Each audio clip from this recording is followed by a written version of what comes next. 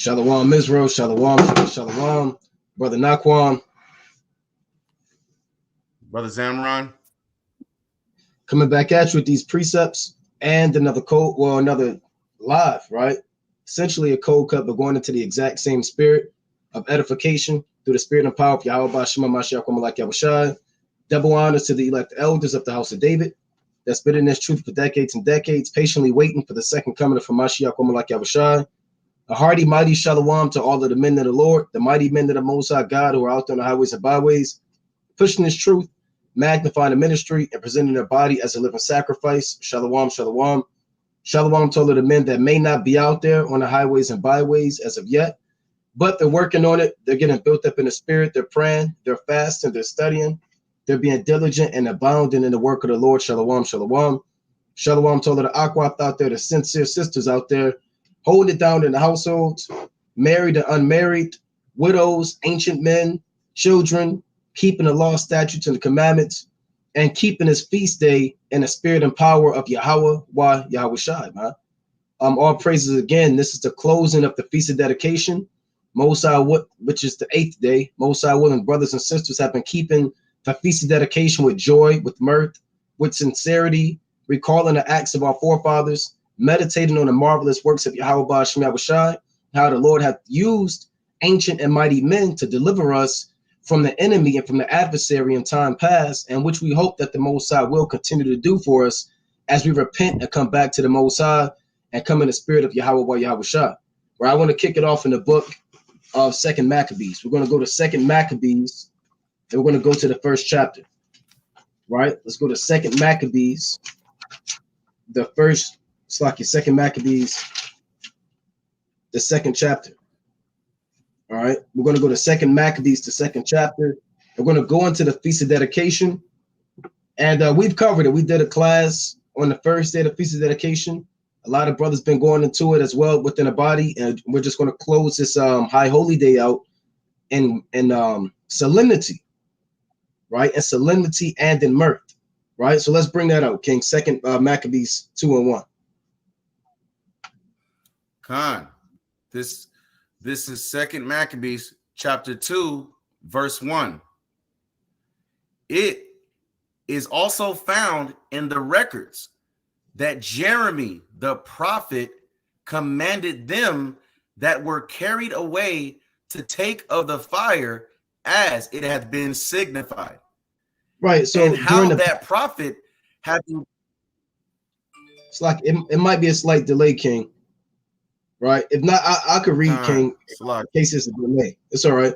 So the Most High told Jeremiah the prophet, he gave him specific instructions during the time of the Babylonian siege, that all of the holy vessels and items wouldn't be lost. Right.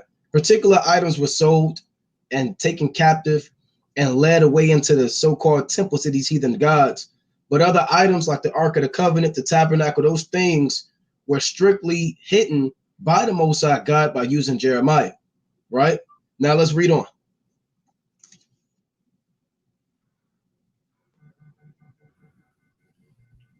Okay, come, I'm gonna read on. And how that the prophet, having given them the law, charged them not to forget the commandments of the Lord, and that they should not err in their minds when they see images of silver and gold with their ornaments. So remember, when our people went into Babylon, they went, the majority of our people went in 586 BC, right? That was the main siege of Babylon.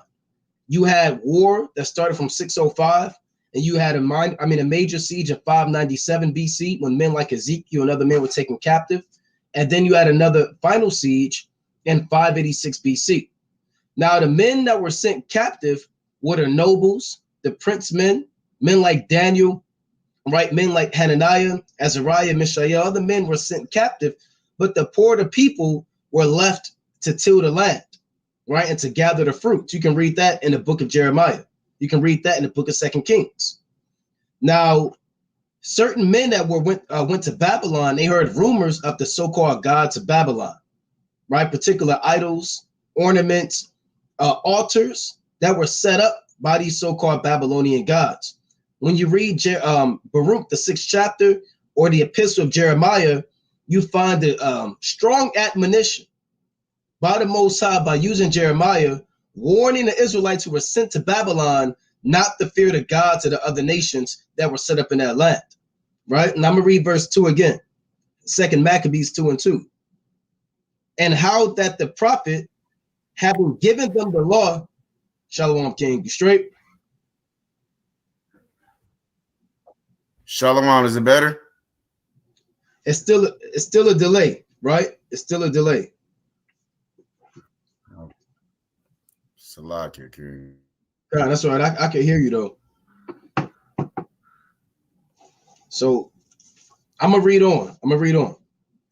Right? It reads, and how that the prophet, having given them the law, charged them not to forget the commandments of the Lord, and that they should not err in their minds when they see images of silver and gold with their ornaments. So the Most High commanded us, when you see images or idols decked with silver, gold, lights, you understand, fancy displays, don't err in your mind. Now, it's beautiful how Yahweh Shai has the last day of the Feast of Dedication coinciding with one of the worst, most wicked, profane days that man has created, called Christmas.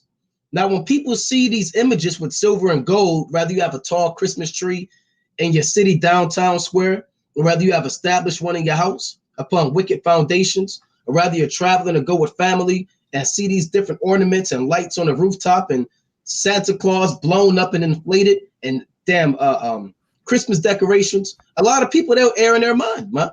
And they'll be driven to be enticed to set up those same images in their house, man, and to worship those gods, especially Israel, because you don't have anything.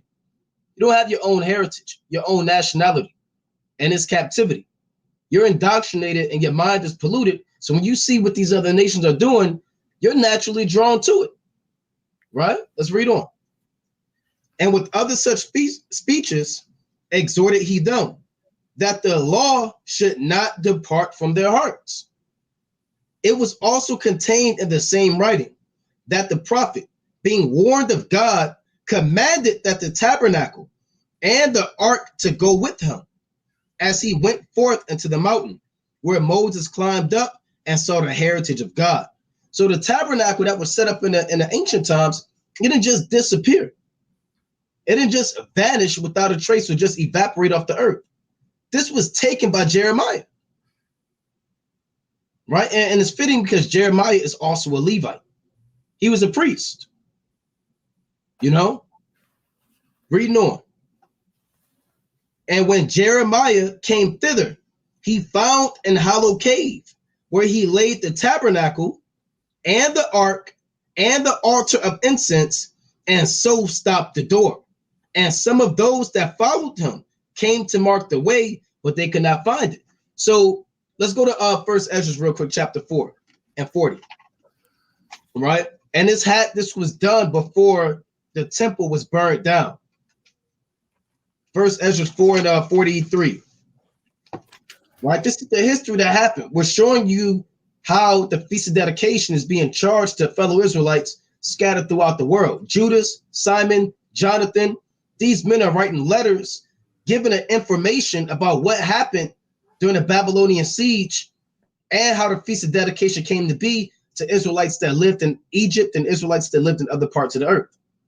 Now, let's go to First Ezra chapter 4 and 42.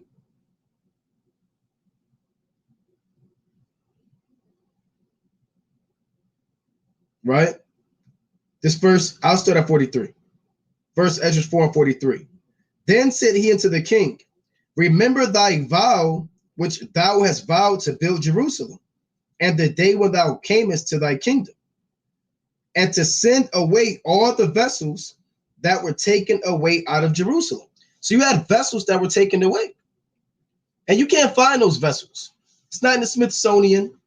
It's not in some fancy museum in DC or London or Paris. All of our vessels, our snuffers, our cups, our dishes, right? These various instruments that were used, the tongs, in the temple, they were stolen, robbed. Where are they at now? Only the Most High knoweth.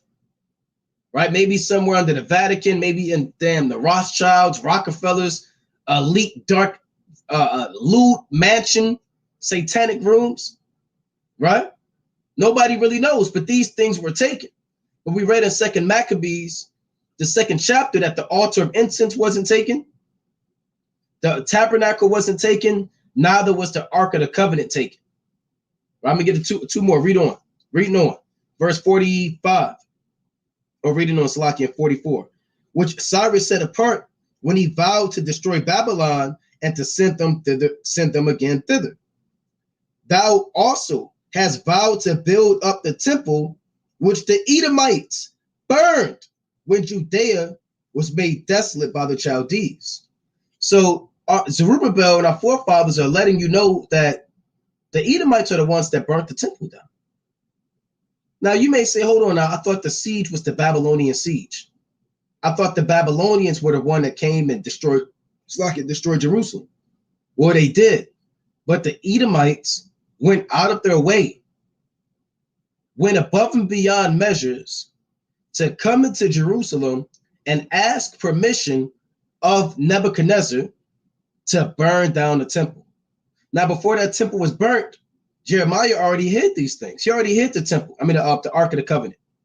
You know, Jeremiah already hid the tabernacle and the altar of incense. He put it in the cave, and no man knows where it is to this day. Right? And if Zamar, you got a precept, you can get in there. Now, I'm gonna go to Jeremiah chapter 3 and 15 real quick.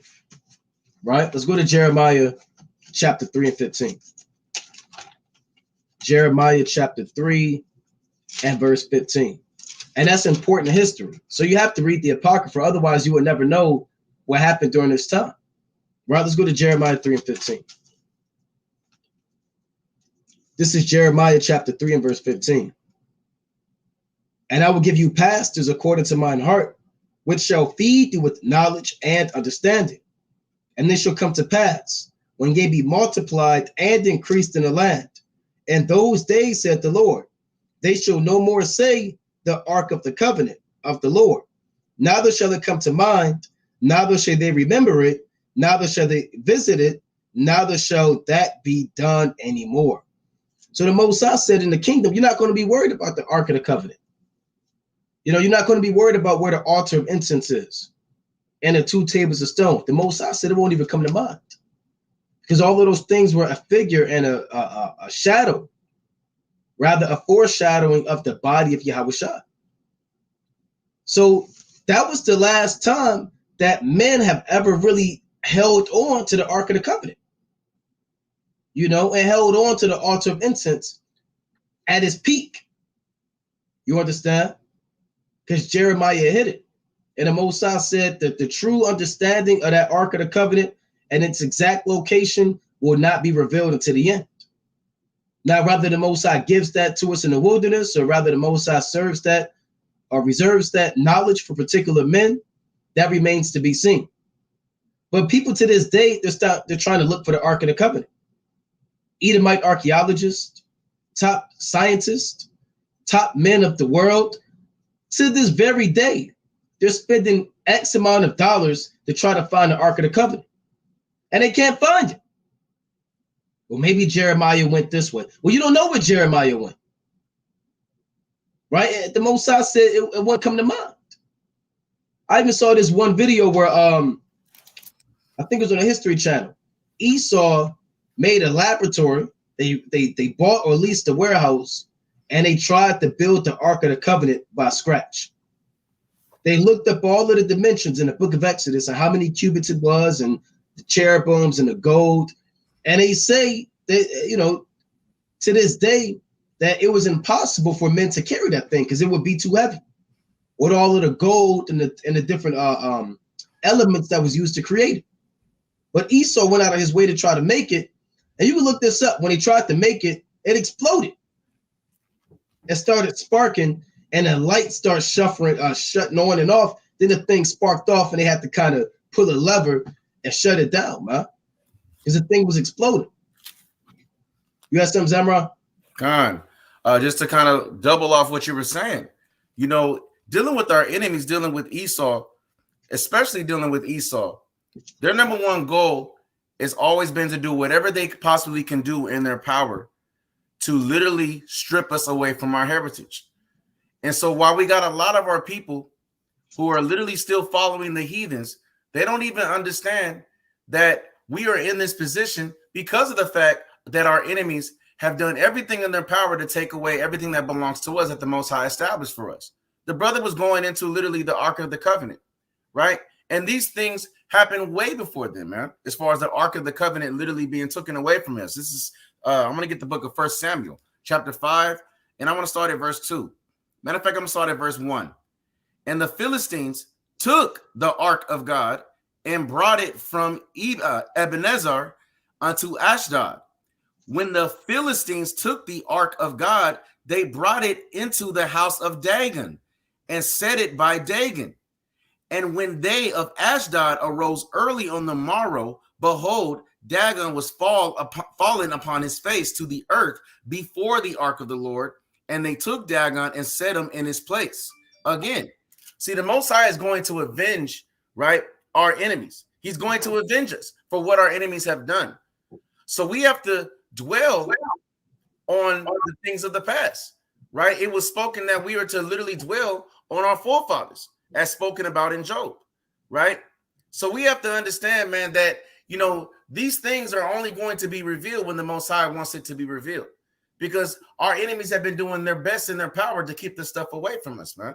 Even dealing all the way back over here with the Philistines, they've literally took the Ark of the Covenant from us. Every single captivity that we've gone through as Israelites, something was removed, to the point that we're all the way over here in this modern day captivity, and hell, we don't got nothing, man. All we got is literally what we have. We have the 1611 KJV, right? And this is what we have, man, right? The Bible, the Apocrypha. So you're not going to know anything about your history unless you get into your history. And that's not just dealing with the King James Bible, man. That's also dealing with the Apocrypha. Thus said the Lord. Now let me go. I'm gonna jump down to verse 6. But the hand of the Lord was heavy upon them of Ashdod, and he destroyed them and smote them with emerods, even Ashdod and the coast thereof. So understand that the Most High is going to avenge us, man. Right? We're getting towards that time where our enemies are not able to hide the information that they've been hiding for quite some time.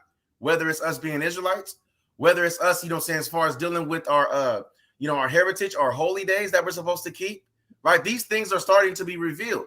And the more stuff is starting to be revealed, the faster our enemies are going to end up being destroyed, because our enemies are going to have to be destroyed in order for this stuff to be revealed. But you got it, King. Yeah, that's absolutely right, man. Right? That's how the Most High is working in the last days. And that's part of us coming back to our heritage and keeping the law, statutes, and commandments, man, and learning what the Most High has in store for us as a people. Now, let's go back to 2 Maccabees, chapter 2, and verse, we left off at 7, right? So I'm going to read on. This 2 Maccabees, chapter 2 and 7. And again, brothers should have read 1st and 2nd Maccabees, or at least put forth that effort to do so. You may not have finished it all, right? For those who did finish it, all praises. If you're still in it, hey, finish it, man. Don't just say, okay, the feast of dedication is over tonight at sundown. I'm back in the history of Susanna, right? You can't read the history of Susanna 24/7 all day, man. You got to read the Maccabees. Why not, man? Around the time of the Passover, you should be reading the Exodus, man. Around the time of Purim, you should be reading Esther. Destruction of Nicanor, you should go back into the Maccabees. Day of Simon, you back in the Maccabees, man. Feast of Tabernacles, you in a plethora of precepts. You got to get into this thing, man. Even Esau in this so-called white man school system, every time around this so-called holidays, he reminds you about those days. In school, you're doing arts and crafts for Thanksgiving. You're doing turkey hands. You're dressing up like a pilgrim. You're reenacting skits. Around Christmas, you're doing Secret Santa at the workplace. Esau's always reminding you about his wicked festivities, man. So when these holy days come around, you got to get into it, man. It's not just a chore. You got to get into this thing with zeal and fervency, man. You know? Now I'm going to read on the 2 Maccabees 2:7. Which, when Jeremiah, now it says Jeremy, but we understand it's Jeremiah, right? Which, when Jeremiah perceived, he blamed them, saying, as for that place, meaning the place where he hid the Ark of the Covenant and the tabernacle, right? As for that place, it shall be unknown until the time that the Most High gather his people again together and receive them again into mercy. So you're not going to know what the Ark of the Covenant is until the Most High wants you to know. So don't bank on Esau looking for it. Esau. He's always discovering something. Oh, we discovered, a brother showed me that the so-called white man discovered Absalom's pillar, right? Then they discovered this, then he discovered this. He's always so-called discovering something. But I tell you what he won't discover, the Ark of the Covenant. Now I'm going to do a quick, and let me just see, where is the Ark of the Covenant? I'm going to just look it up. Where is the Ark? Let's see if Esau knows. Okay, according to church leaders, the Ark, and you can look this up, just type in where is the Ark of the Covenant. According to church leaders, the Ark of the Covenant has for centuries been closely guarded an axiom of the church and St. Mary of Zion. So where is that at in the Bible? So they found out when Jeremiah took it and then put it in the building for centuries. The Most High said nobody would know. But Esau says we found out. Let me read on. Not even a high priest of Axum can enter its resting chamber. This is madness. Listen to this madness. Its sole custodian, meaning its number one guardian, is a virgin monk who cannot leave the sacred grounds until his death. Now, where is that at in the Bible? Wow. That's folly, right? Let me read that again. It says, not even a high priest of Axum. And what did the Most High exalt this place, Axum? You got Jerusalem, right? You got Mount Hebron, then you got Axum, right? It says, not even a high priest of Axum can enter its resting chamber. Its sole custodian is a virgin monk who cannot leave the sacred grounds until his death. See how they tried to mystify it and make it seem so holy and, so pious? It's not in the Bible. When did the Most High start dealing with monks? Let me read that again in 2 Maccabees 2, because either Esau is right or the scriptures are right. 2 Maccabees 2:7 again. And when Jeremiah perceived, he blamed them. So he got mad at the people who tried to figure out what the Ark of the Covenant was. He was hot, man. Saying, as for that place, it shall be unknown until the time that God gathers people again together and receive them into mercy. And that just reminded me as well of the same time where when you read in the book of Jude 1-9, when Michael the archangel was contending with the devil about the body of Moses, because the Most High buried Moses, but nobody knew where it was. But Satan was going to work on the minds of the people to get them to figure out or try to figure out where the Lord buried that body. Satan hopped on these people back then, man, that same spirit, so they could try to find out something that the Most High didn't want them to find out. Right? Let me get that, King, real quick, because that's the exact same. That's a good precept, brothers. You add that to your arsenal, man. Khan, I got it for you. Oh, bring it out, King. Khan, this is the book of Jude, chapter 1. I'm going to start at verse 9. Let's read to 10. Yet Michael, the archangel, when contending with the devil, he disputed about the body of Moses. Right. Durst not bring against him a railing accusation, but said, the Lord rebuked thee. Right. Now read that again one more time, Baba Kasha. Now this is Jude. He's using things that happened in the ancient times, and he's comparing it to the behavior of men in the church and how they deal with leadership in the government of the church. Right? So let's read that, King. This is Jude, chapter 1, verse 9. Yet Michael, the archangel, when contending with the devil, he disputed about the body of Moses. Hold on. What does that mean? What's a dispute? A beef, an argument. They got into it. So Michael and the devil got into it about the body of Moses, right? Let's go to Deuteronomy chapter 34. They got into it about the body of Moses. What's so special about the body of Moses? What happened? Deuteronomy 34, and I believe that's verse 5, if I'm not mistaken, King. Come. Verse 5 and 6. Okay, this is Deuteronomy 34 and 5. So Moses, the servant of the Lord, died there in the land of Moab according to the word of the Lord. And he buried him, meaning the Lord buried Moses, right? That he is the Lord. Now, did that mean the Lord took a shovel and started digging up a grave? Two black hands, dark brown hands came and started burying Moses? No, the Lord operates through angels, right? The Lord operates through spirits. He's the Lord of spirits. And the Lord buried him in the valley in the land of Moab over against Beth Peor. But no man knoweth of the sepulchre unto this day. So no man knew where the body of Moses was. So the Lord used the spirit or angel to bury the body of Moses. Now, the Most High didn't want them to know where the body of Moses was. Why? Because they would be driven to worship it, man, and take it and exalt it and deify it and glorify it. So that's why the Most High didn't want them to know.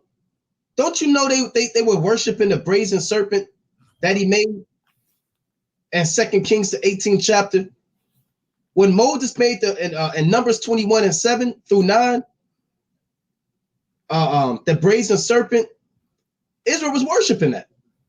In 2 Kings 18 and 4. They were literally worshiping the same serpent that Moses made. They were holding on to these things, man. You have people peeking in the Ark of the Covenant, the Philistines and Israelites, and everybody was freaking off with the holy things. So if they were to take the body of Moses, they would deify it. So the Most High didn't want nobody to know where it was. Same thing as 2 Maccabees. And that means the devil came down to try to tempt Israel to go find the body of Moses. But Michael came down and shut the whole program down. The Lord sent Michael to shut the whole thing down. You're not going to let my people know where this body is.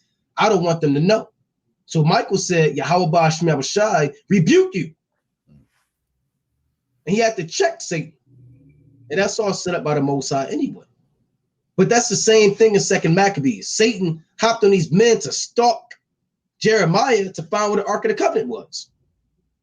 Satan hopped on him. But the Lord put the spirit on Jeremiah to check him, man. That's why it says in 2 Maccabees 2 and 7 that Jeremiah blamed them. He got mad at him. Right? It reads, as for 2 Maccabees 2 and 7, as for that place, it shall be unknown until the time that the Most High gather his people again together and receive them unto mercy. So hold on now. The Most High said that nobody's going to know where it's at. But Esau said there's a virgin monk who's watching over it to this day. Now hold on now. So that means every, 70 to 80 years, they take a virgin monk and put them back in there, because one of them got to die. Right? So they got to drag them out. People get to see it. This is madness. You got something, King? Con, I got a couple of precepts just to double off what you were saying. Right? And the brother's right, man. Right? You have to understand and humble down in this thing. Right? And that was a problem with a lot of our people. They didn't know how to be humble. They just felt like they had to know everything that the Most High God knew. Right? And the Most High God sets these things up for a reason, because he doesn't want us to know everything. What he wants us to know is what he wants us to know. This is Ecclesiastes chapter 8, verse 17. Then I beheld all the work of God, that a man cannot find out the work that is done under the sun. Because though a man labor to seek it out, yet he shall not find it. Yea, Father, though a wise man think to know it, yet shall he not be able to find it. So no matter how wise a brother was, man, right? The Most High wanted that brother to know what he wanted him to know, right? And you had a lot of wicked Israelites, like the brother was saying, that's literally peeking through the tents, trying to do everything that they possibly can, right, to understand, right, all the works of the Most High. The Most High setting up Moses was a work of the Most High, right? The Most High literally having, you know what I'm saying, him make that serpent, right? So that when the children of Israel were bitten, that they will look upon this serpent and be healed. That is a work of the Most High. But our people, they just act like they just can't be cool with what the Most High is revealing to us. They feel like that they just gotta know more. Well, who are you, right? Who are you to sit there and think that you should know everything that the Most High God knows, right? Even Christ doesn't know when the Most High God is going to literally have his angels, right, and these spirits on the left-hand side push that button, man, right? This is Daniel chapter 2, verse 22. He revealeth the deep and secret things. And this, he is dealing with the Most High. He's the one who's going to reveal the deep and secret things when he wants this stuff to be revealed. He knoweth what is in the darkness, and the light dwelleth with him. So when he wants stuff to be revealed, it's to be revealed at the time being. There's a time and a place for everything. And us as men of the Lord, right, us being in this truth, we just have to be circumspect, right, and give all praise, honor, and glory to the Most High for what he has to be revealed at the time that it's revealed. Thus saith the Lord, man. Just like we're waking up to our heritage and our nationality now. Just like we're now going back to keeping these holy days, man. When we were growing up in mama's household, thinking that it's damn Christmas, man, right? When we now understand it's the Feast of Dedication. Now we have the wisdom and knowledge of understanding what our forefathers went through, right? What our forefathers actually fought for us as far as fighting for us to keep these laws, right? There's a time and a place for everything. So we have to be humble and be patient. That's part of the spirits. That's part of the fruits of the spirits, right? It's temperance, man, right? But you got it, King. God, no, that's absolutely right, man. Right. And that's why it's important, you know, to wait on the Lord. And the Most High said, I have not seen nor ear heard the things that the Most High hath prepared for them that love him. Man. So you have to wait on the Most High. There's hidden manna, seven thunders. There are secret things that the Most High is reserved, man. Even the Lord told John when he heard the seven thunders, he said, don't write it, right? It ain't for you. Everything's not for everybody. Even certain prophecies weren't for every prophet. When you read 2 Esdras 11 and 12, that was given, the breakdown of that was given to Ezra. It wasn't given to Daniel. Daniel had the same vision in Daniel, the 7th chapter, concerning the fourth beast, exceeding dreadful and terrible. But guess what? Daniel wasn't given that. It was given to Ezra. But Daniel, he's still part of the elect. So it's not about how much you know, because the Most High work on every man differently, right? And everybody has different gifts given to them, right? Now, let's go back to 2 Maccabees chapter 2, and we get into it, verse 8. Right, we're going to go back to 2 Maccabees chapter 2 and verse 8. Right, I'm going to read on. It reads, then shall the Lord show them these things, and the glory of the Lord shall appear, and the cloud also. So when the Most High reveals to us where these secret things are, he's going to send that same cloud that was there during the time of old. That's the cloud is the chariot, right? Let's get that in Psalms chapter 104, right? So the Most High is telling you that when he reveals to us where the Ark of the Covenant is, the tabernacle, these different things, at that set moment, it says, then shall the Lord show them these things. So he's going to show us where it's at, where Jeremiah hit it. And the glory of the Lord shall appear, and the cloud also, as it was showed unto Moses. So it's going to be a huge chariot out there, right? When we're out there in that wilderness, it's the same thing we're going to get in Isaiah the 4th chapter. The Most High is going to have that huge chariot out there as these revelations are given unto us, right? You got that, King? Psalms 104. Yeah. This is the book of Psalms, chapter 104, verse 3 through 4.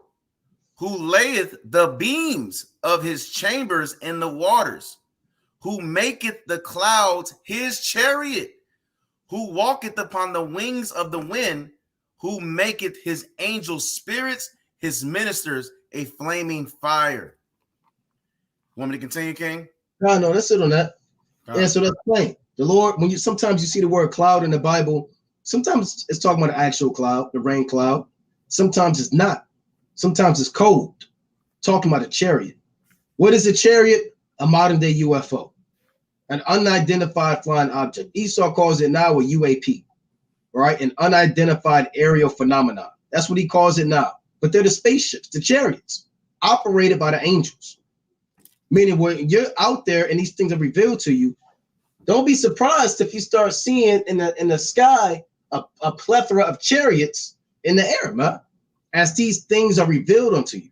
Because hey, the Most High likes things in style. The Most High is into theatrics, for lack of better terms. He's into splendor, right? He's into magnification. The Most High don't just do things in the dark. He's not going to destroy America in the dark. He could. And you can wake up, crush from your eyes, and in the kingdom. But the Most High, he do things big. That's why Jake like to do things big, man. Jake, when you doing like a feast day, or even when you was in the world doing ungodly things, you was doing things big, man. You know, you had the most expensive thing going. Jake, you have a grand entrance, your own music coming in. Jake like to do things big because you get it from the Most High. Yeah. Right? That is a precept to add to that chariot being there in 2 Maccabees 2, right? I'm going to go to Isaiah, the 4th chapter, and I'm going to read verse 5. Right? This Isaiah chapter 4 and verse 5. It reads, "And the Lord will create upon every dwelling place of Mount Zion and upon her assemblies a cloud and smoke by day, and the shining of a flaming fire by night, for upon all the glory shall be a defense." And that's talking about after America, after this destruction. The Lord is going to bring that same spirit that he had in the wilderness during the time of Moses. He's going to bring that same spirit, those same elements back on the earth again. And at this time, it said upon every dwelling place, it's going to be a chariot, man. During the time of Exodus, it was one chariot upon the tabernacle. Now the Most High said upon every dwelling place is going to be a chariot. Verse 6, "And there should be a tabernacle for a shadow in the daytime from the heat, and for a place of refuge, and for a covert from storm and from rain." So we're not just going to be in that second wilderness tripping over each other, trying to figure out what's going on. Now this the kingdom of heaven going to immediately appear, right? There's time that has to take place and particular prophecies of things that have to be established. And the Most High is going to have us out there, but he's going to have those chariots out there as these things are revealed to us that we read about in 2 Maccabees, the 2nd chapter. You know? Now, I'm going to go back to 2 Maccabees, chapter 2 and verse 8. Right? 2 Maccabees 2 and 8. "Then shall the Lord show them these things, and the glory of the Lord shall appear, and the cloud also, as it was showed under Moses." And so there was a chariot, not just with Moses, but and as when Solomon desired that the place might be honorably sanctified, because the Maccabees were not the first ones to dedicate the temple, right? It became a high holy day established, and the way they went about it was a very, very, very mighty way. But Solomon dedicated the temple. He's the one that built the temple. And all of the holy things that were brought into the temple, Solomon had a dedication, right, during that Feast of Tabernacles. That's why you keep the Feast of Dedication after the pattern of the Feast of Tabernacles, because ultimately it's before the time of Maccabees. It goes back to Nehemiah's time, and before that, it goes back to Solomon's time. That's what the Maccabees are themselves are letting you know, because they're the ones writing this to Israelites in Egypt and other parts of the earth, showing them the history on why they're saying we're going to keep the Feast of Dedication, because it happened when Solomon was around. There was a dedication for the tabernacle. It happened during the time of Nehemiah and Solomon, right? So we're going to show you these things, because a lot of brothers just think that the Feast of Tabernacles is just started with Judas and Simon and Jonathan. But it's important to go and read the entire text, man, and get deep into that history so you know where these days come from. Because our forefathers knew it, and they're the ones that established the day. You got a precept, King? Just a quick precept real quick. This is the book of 2 Maccabees, chapter 1. I'm starting at verse 18. Therefore, whereas we are now proposed to keep the purification of the temple upon the 5 and 25th day of the month Caslu, we thought it necessary to certify you thereof, that ye also might keep it as the feast of the tabernacles and of the fire, which was given us when Nehemiah offered sacrifice after that he had builded the temple and the altar. So again, it's just showing you, right, that we are supposed to keep the Feast of Dedication right after, right, the Feast of Tabernacles. They play hand in hand, right? We're supposed to keep the Feast of Dedication, right, as big as we keep the Feast of Tabernacles. Like the brother said, right, we do things big, man, right, as a nation of people. And this was a big thing for our people during this time when we were under Greek captivity, man, right? These are things that we have to realize. Just like our forefathers kept the Feast of Dedication, right, all the way back then, you know what I'm saying, in the days of Egypt, man, right? These are things that we have to realize, man, because the Most High is always the one who's going to deliver us out of the hands of our enemies. So we gotta literally celebrate that, man, right? We can't sit there and put all of our energy and all of our focus on things that are vanity, right? We have to put our energy and our focus on the things of the Most High. And it's a blessing for us to even be sitting here right now, able to break bread with one another, right? And be able to discuss these matters, dealing with our forefathers while we have the time now. We were getting ready to enter into literally the famine of the word, right? So you got to get all this information now. Thus said the Lord. You got to start keeping these holy days now, right? And it's very important to keep the Feast of Dedication, just like it was important to keep the Feast of Tabernacles. Go ahead, King. Con. And it's good to go into that history, man. See the time of Moses when the tabernacle was established, right? And the joy that they had. See the time of Solomon when the temple was established and the joy was had. And Nehemiah, man. Right? Even now in these last days, we know prophetically that we are a temple. You know? Now I'm going to go back to 2 Maccabees 2 and 8. I'm going to read that latter part again. And as when Moses desired that the place might be honorably sanctified. So when you read 1 Kings, the 7th chapter, right? 1 Kings, the 8th chapter, those are two pivotal chapters that deal with the building of the temple and the altar and the dedication for Solomon. Even 2 Chronicles, the 7th chapter, goes into that as well. Verse 9, 2 Maccabees 2 and 9. It was also declared that he, being wise, offered the sacrifice of dedication. I'm going to read that again. It was also declared that he, being wise, that's Solomon, offered the sacrifice of dedication and of the finishing of the temple. So Solomon offered up the sacrifice, Salakia, of the dedication of the temple. Let's get that in 2 Chronicles, the 7th chapter. All right, let's go to 2 Chronicles and see this dedication that Solomon had through the spirit and power of Yahweh by Shema Mashiach Malak Yahushai, man.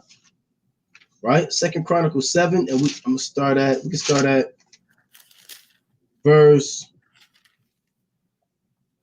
7 through 10. Right? So I'm gonna read that. This 2 Chronicles chapter 7 and 7.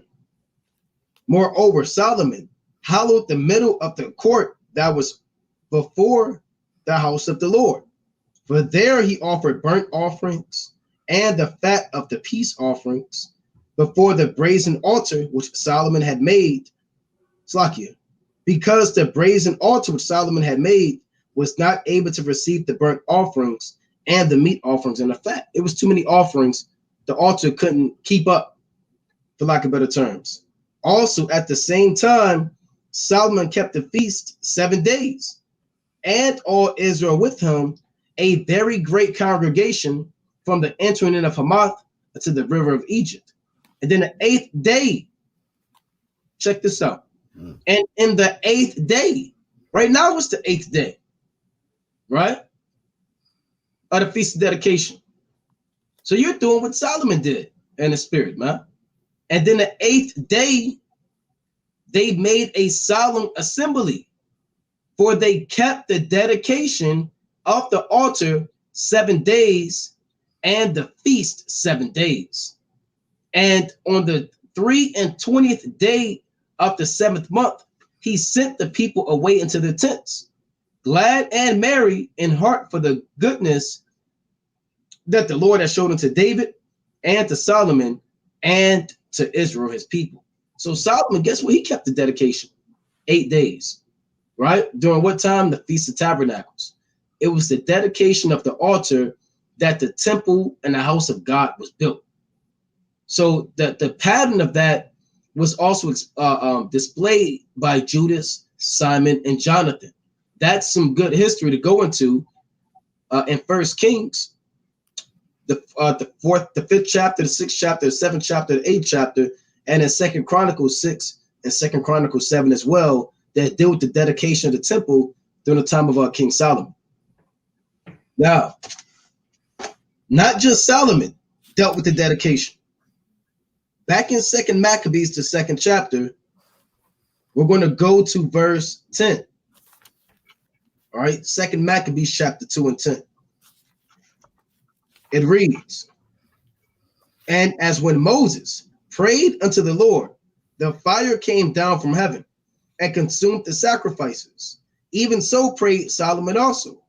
And fire came down from heaven and consumed the burnt offerings. And Moses said, because the sin offering was not to be eaten, it was consumed. So Solomon kept those 8 days. The same things also were reported in the writings and commentaries of Nehemiah. So there's an account that happened during the time of Nehemiah, and how he founding a library gathered together the Acts of the Kings and the prophets and of David and the epistles of the kings concerning the holy gifts. In like manner also, Judas gathered together all those things that were lost by reason of the war we had, and they remain with us. Wherefore, if ye have need thereof, send some to fetch them unto you. So they account to these things in libraries and different buildings of scrolls and information. Verse 16, whereas we then are about to celebrate the purification, we have written unto you that it's like it, and ye should do well if ye keep the same days. We hope also that the God that delivered all his people and gave them all an heritage and the kingdom and the priesthood and the sanctuary, as he promised in the law, will shortly have mercy upon us and gather us together out of every land under heaven into the holy place. For he hath delivered us out of great troubles and hath purified the place. Now as concerning Judas Maccabeus and his brethren, and the purification of the great temple and the dedication of the altar. Right? So that's that, man. That shows you that Judas, Simon, Jonathan, they kept the Feast of Dedication after the pattern of Nehemiah and after the time of the sacrifice of the old covenant during the time of Moses. So you have to keep the Feast of Dedication.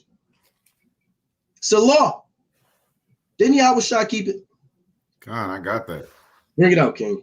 God, this is John chapter 10. Let's start at verse 22 through 23.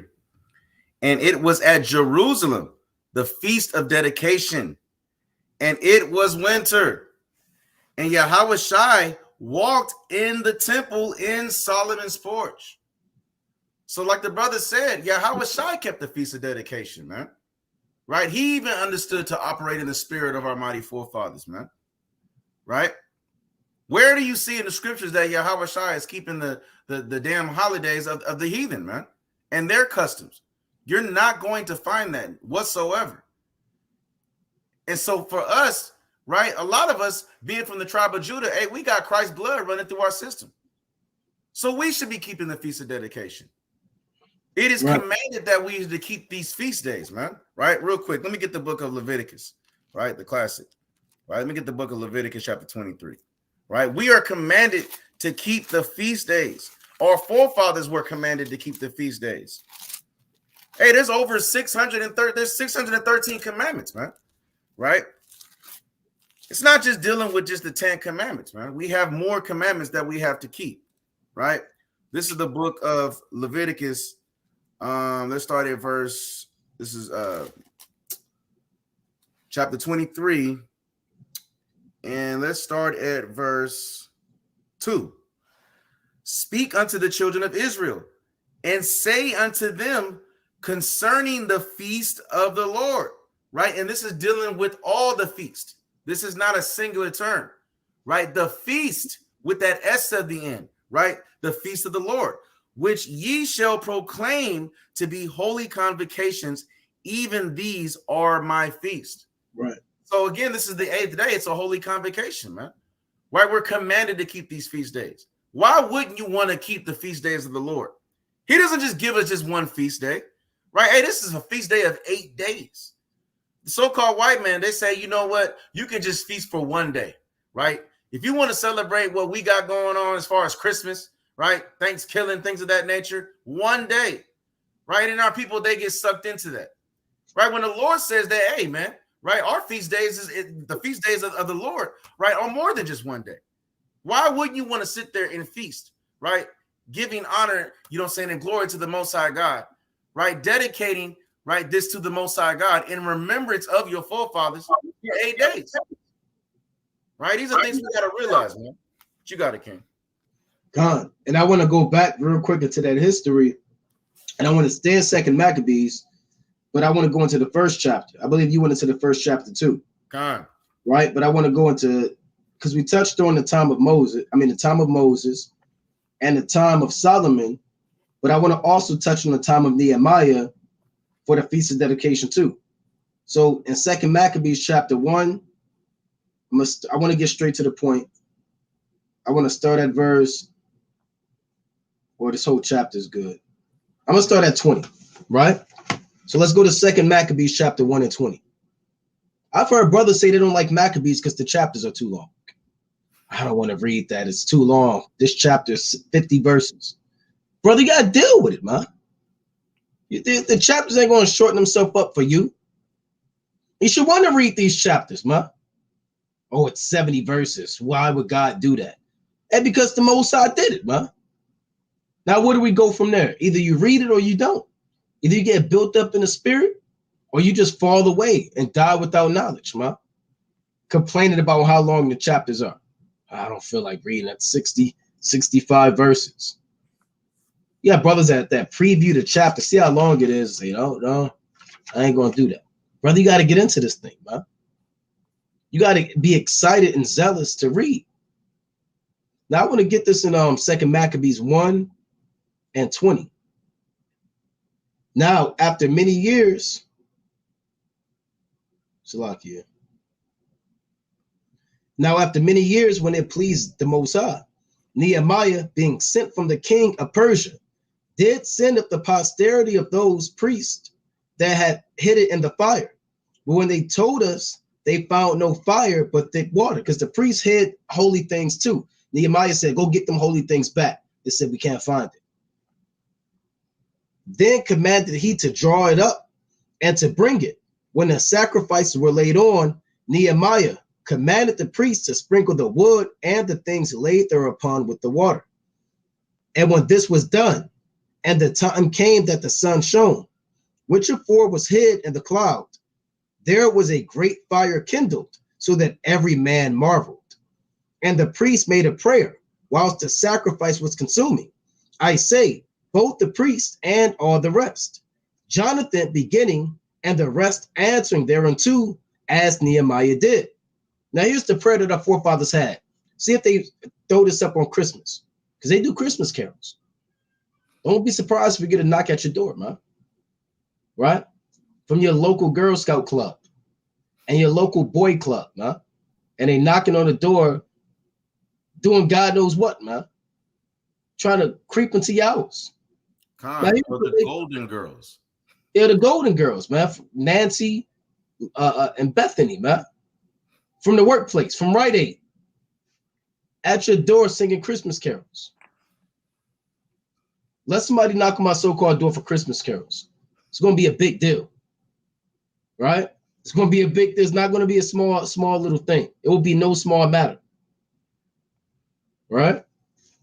Verse, Slacky, let me read on real quick. 2 Maccabees chapter 2 and 24. And the prayer was after this manner. O Lord, Lord God, creator of all things, who art fearful and strong and righteous and merciful, and the only and gracious King, the only giver of all things, the only just, almighty, and everlasting. Thou that deliverest Israel from all trouble, and didst choose the fathers and sanctify them, receive the sacrifice for thy whole people Israel, and preserve thine own portion and sanctify it. Gather those together that are scattered from us, and deliver them that serve among the heathen. Look upon them that are despised and abhorred, and let the heathen know that thou art our God. Punish them that oppress us, and with pride do us wrong. So the Bible's telling you to, he's asking the Most High to punish the enemy that oppress us. This is the spirit that we're in during the Feast of Dedication, right? Plant thy people again in thy holy place, as Moses hath spoken. And the priest sung psalms of thanksgiving. Now when the sacrifice was consumed, Nehemiah commanded the water that was left to be poured out on the great stones. When this was done, there was kindled a flame, but it was consumed by the light that shined from the altar. And when this matter was known, it was told the king of Persia that in the place where the priests that were led away had hid the fire, there appeared water, that Nehemiah had purified the sacrifices therewith. Then the king, enclosing the place, made it holy after he had tried the matter. And the king took many gifts and bestowed thereof on those whom he would greatly. And Nehemiah called this thing Naphtali, which is to say a cleansing, but many men call it Nephi. So Solomon had a cleansing, right? From the holy things. Moses had the fire come down from the sacrifice. Solomon had a dedication. All of these things go into the Feast of Dedication. So it's not just about Judas Maccabees killing white people, right? It's not just about that. Now that's beautiful. I'm not going to shy away from that. We're definitely going to talk about it, but it's beyond Judas just killing Edomites, man. Right? There's history behind that. There's customs and writings and tradition of our people that documented these things that go even beyond that, man. So when you're keeping a Feast of Dedication, know that it did not just start in the time of the Maccabees. They're telling you where they actually got it from, right? But you got it, King. I just want to get a couple of quick precepts, right, to levy off what you were saying, right? We got to rejoice off the fact that the Most High is always going to avenge us, man, just like he avenged our forefathers, all right? And we're getting ready to see that. Time is moving fast, man, right? We're literally, according to Esau, right? Now, we know we go off the Most High God's time, right? He's saying that, damn, it's about to be New Year's Steve, man, right? Time is moving fast. So-called 2022 is almost over with, according to Esau, right? So we got to rejoice in these matters, man. That prophecy speeding up and that time is moving fast and that the Most High God is on his way to come back into avenge, right? This is Luke chapter 18, the classic verses 7-8. And shall not Yahweh avenge his own elect, which cry day and night unto him, though he bear along with them? Right? Our forefathers have been crying day and night, right, for deliverance, which is why we got to remember our forefathers who went through slavery dealing with Egypt, man, right? With Medo Persia, right? With Babylon, with the Greeks, right? With the Romans. I tell you that he will avenge them speedily. Nevertheless, when the Son of Man cometh, shall he find faith on the earth? Right? And that's the question, right? Are you going to have faith, right? Those who don't want to keep the Feast of Dedication, you don't have faith, you don't have faith in the Most High, right? You don't have faith in the prophecies that the Most High has established and is given to our mighty forefathers to come back, right, and literally destroy our enemies, right? I'm going to get one more real quick. This is the book of Psalms, chapter 83, verse 1. Keep not thou silence, O God. Hold not thy peace, and be not still, O God. These are the type of prayers that even David sent up to the Most High God, right? So you don't think that our forefathers didn't have prayers like this, didn't send up prayers like this to the Most High God? Because also during the Feast of Dedication, we should be having our minds occupied, right, on the oppression of our people, right? Because we need deliverance out of this wicked captivity, right? And we want the Most High God to come and avenge, right? We want the Most High God to come and avenge his elect, thus saith the Lord, because we got a lot of wicked Israelites that are still living right now, man, right?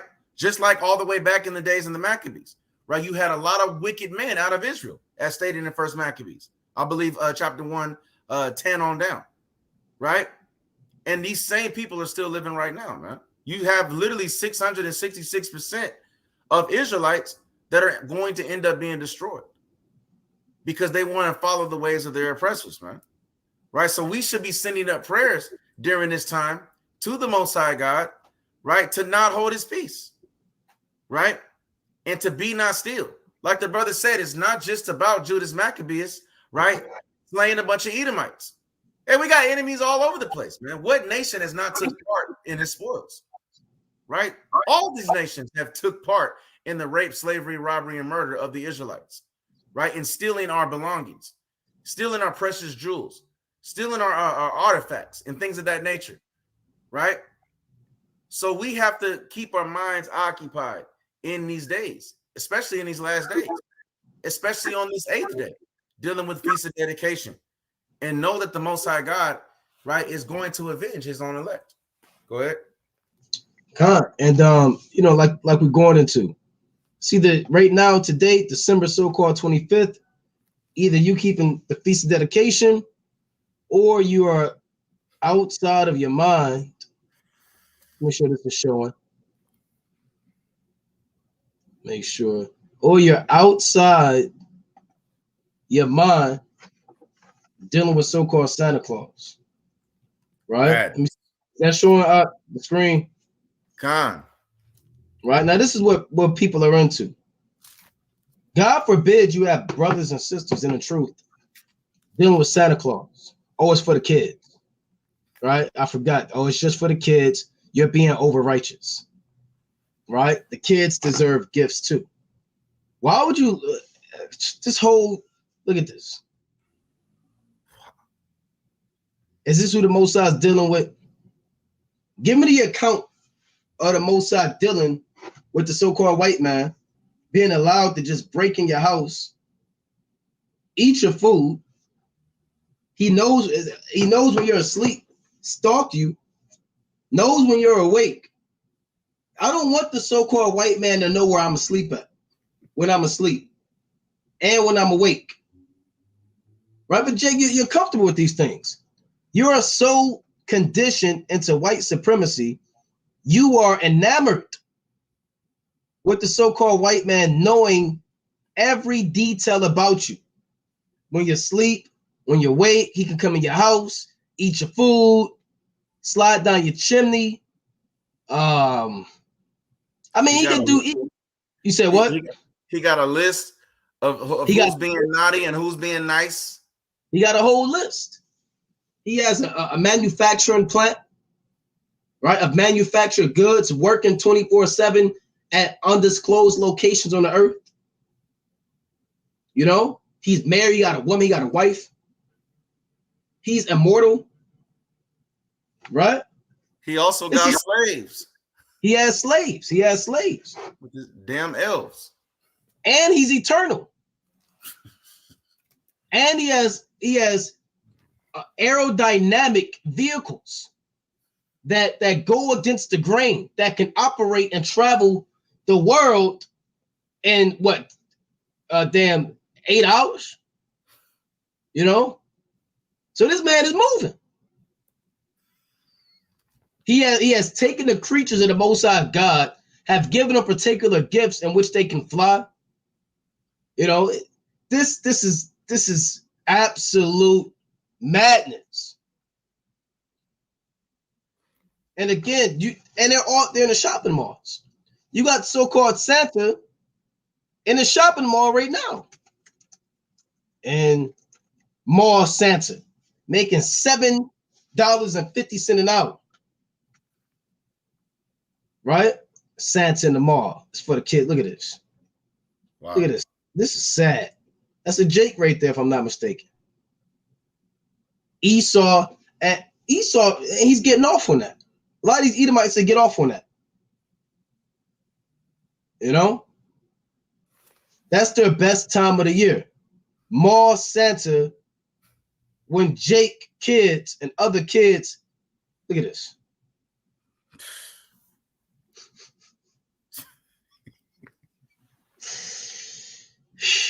Boy, I tell you the truth, man. Esau, you're a joke.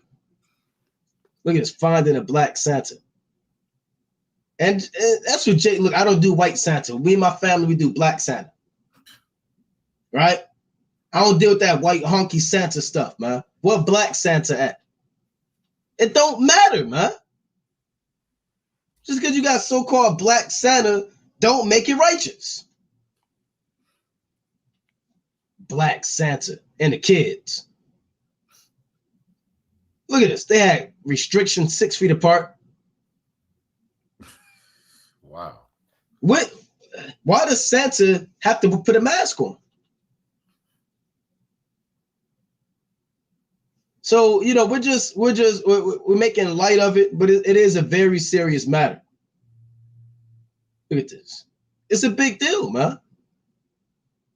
And we're going to show you, most are willing, everything about Christmas that the Most High have given us. We're going to go into history. We're going to go ultimately through the precepts. We're going to show you why you should never, ever, ever think about celebrating Christmas, and why you should not have this creepy, look at this. See, that's the spirit. I say creepy and it pop up. Wow. Creepy mall Santa. You see that? Why you should never have, look at this. Creepy Santa, man. So the Most High is not dealing with this. And a lot of brothers don't turn, let me say this too. Don't turn the Feast of Dedication into Christmas. And you know exactly what I mean. Now you want to start giving gifts all of a sudden. Why today? Why do you want to give? Well, I just want to give gifts. I'm giving alms. Brother, we know that you're really thinking about Christmas. Right? You're secretly giving money to people and you're wrapping presents up. Don't be over righteous, Ak. It's a gift, Ak. It's a coincidence. It's December 25th. Brother, you know what you're really getting into. Now, let me get this precept real quick. I'm going to go to the classic in the book of Job, chapter 9. Let's get the classic, right? A fundamental precept. Job 9:24. Right? Job chapter 9:24. Because first we're going to destroy so-called Santa Claus. And then we're going to track into the origin of Christmas and where it came from. Right? I'll tell you what, I know Zamra, I know you the same way. Let a so-called Edomite slide down my damn chimney. I'm locked up. You said what? I'll be locked up. I'm just going to be real with you. Let them do it. Let them do it in the middle of the night. Making all that damn noise. Breaking in the crib. Brothers got wives, children, or wife and kids or children, whatever brothers have. And he just slide down. Right? Looking for food. Now he drink Coke. I think now Santa, he drinking Coca-Cola. Madness. Let him come in my crib if you want to, man. Let a so-called old fat white man dressed in red and white, it'll be a problem. Like Zamarin said, it'll be locked up, man. It'll be a big deal. Then he grab on your kids. Let a so-called white man come in the crib and grab on your kids. Look at this. Look at this. A Pepsi and a lunch. Right. I was about to say, got a lunch box. Like he on a lunch break. That's why I tell you the truth, man. Tell you the truth. Like I said, a lot of these Edomites are pedophiles, man. A lot of them are straight up pedophiles, molesters, lewd men who wait one time of the year to freak off when your little child is sitting on them. Look at him. Let me go to Job 9 and 24. All right, let's touch on this man. Job chapter 9 and 24. The earth is given into the hand of the wicked. He covereth the faces of the judges thereof. If not, where and who is he? So the so-called white man, he's been given the power to rule the earth by the Most High.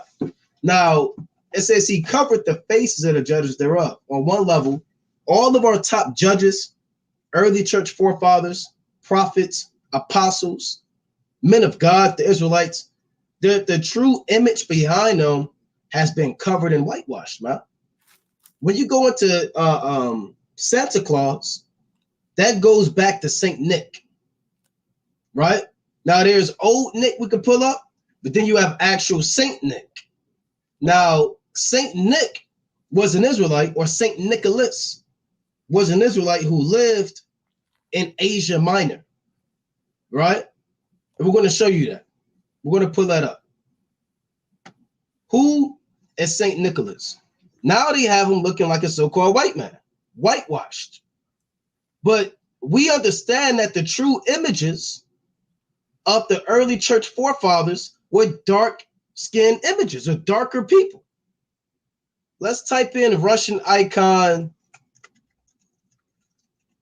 Saint Nick, and let's see what he looked like. You'll find out that he does not look like a so-called white man. Look at this.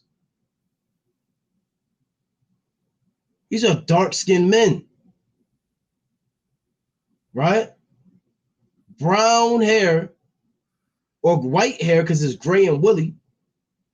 Brown skin, right?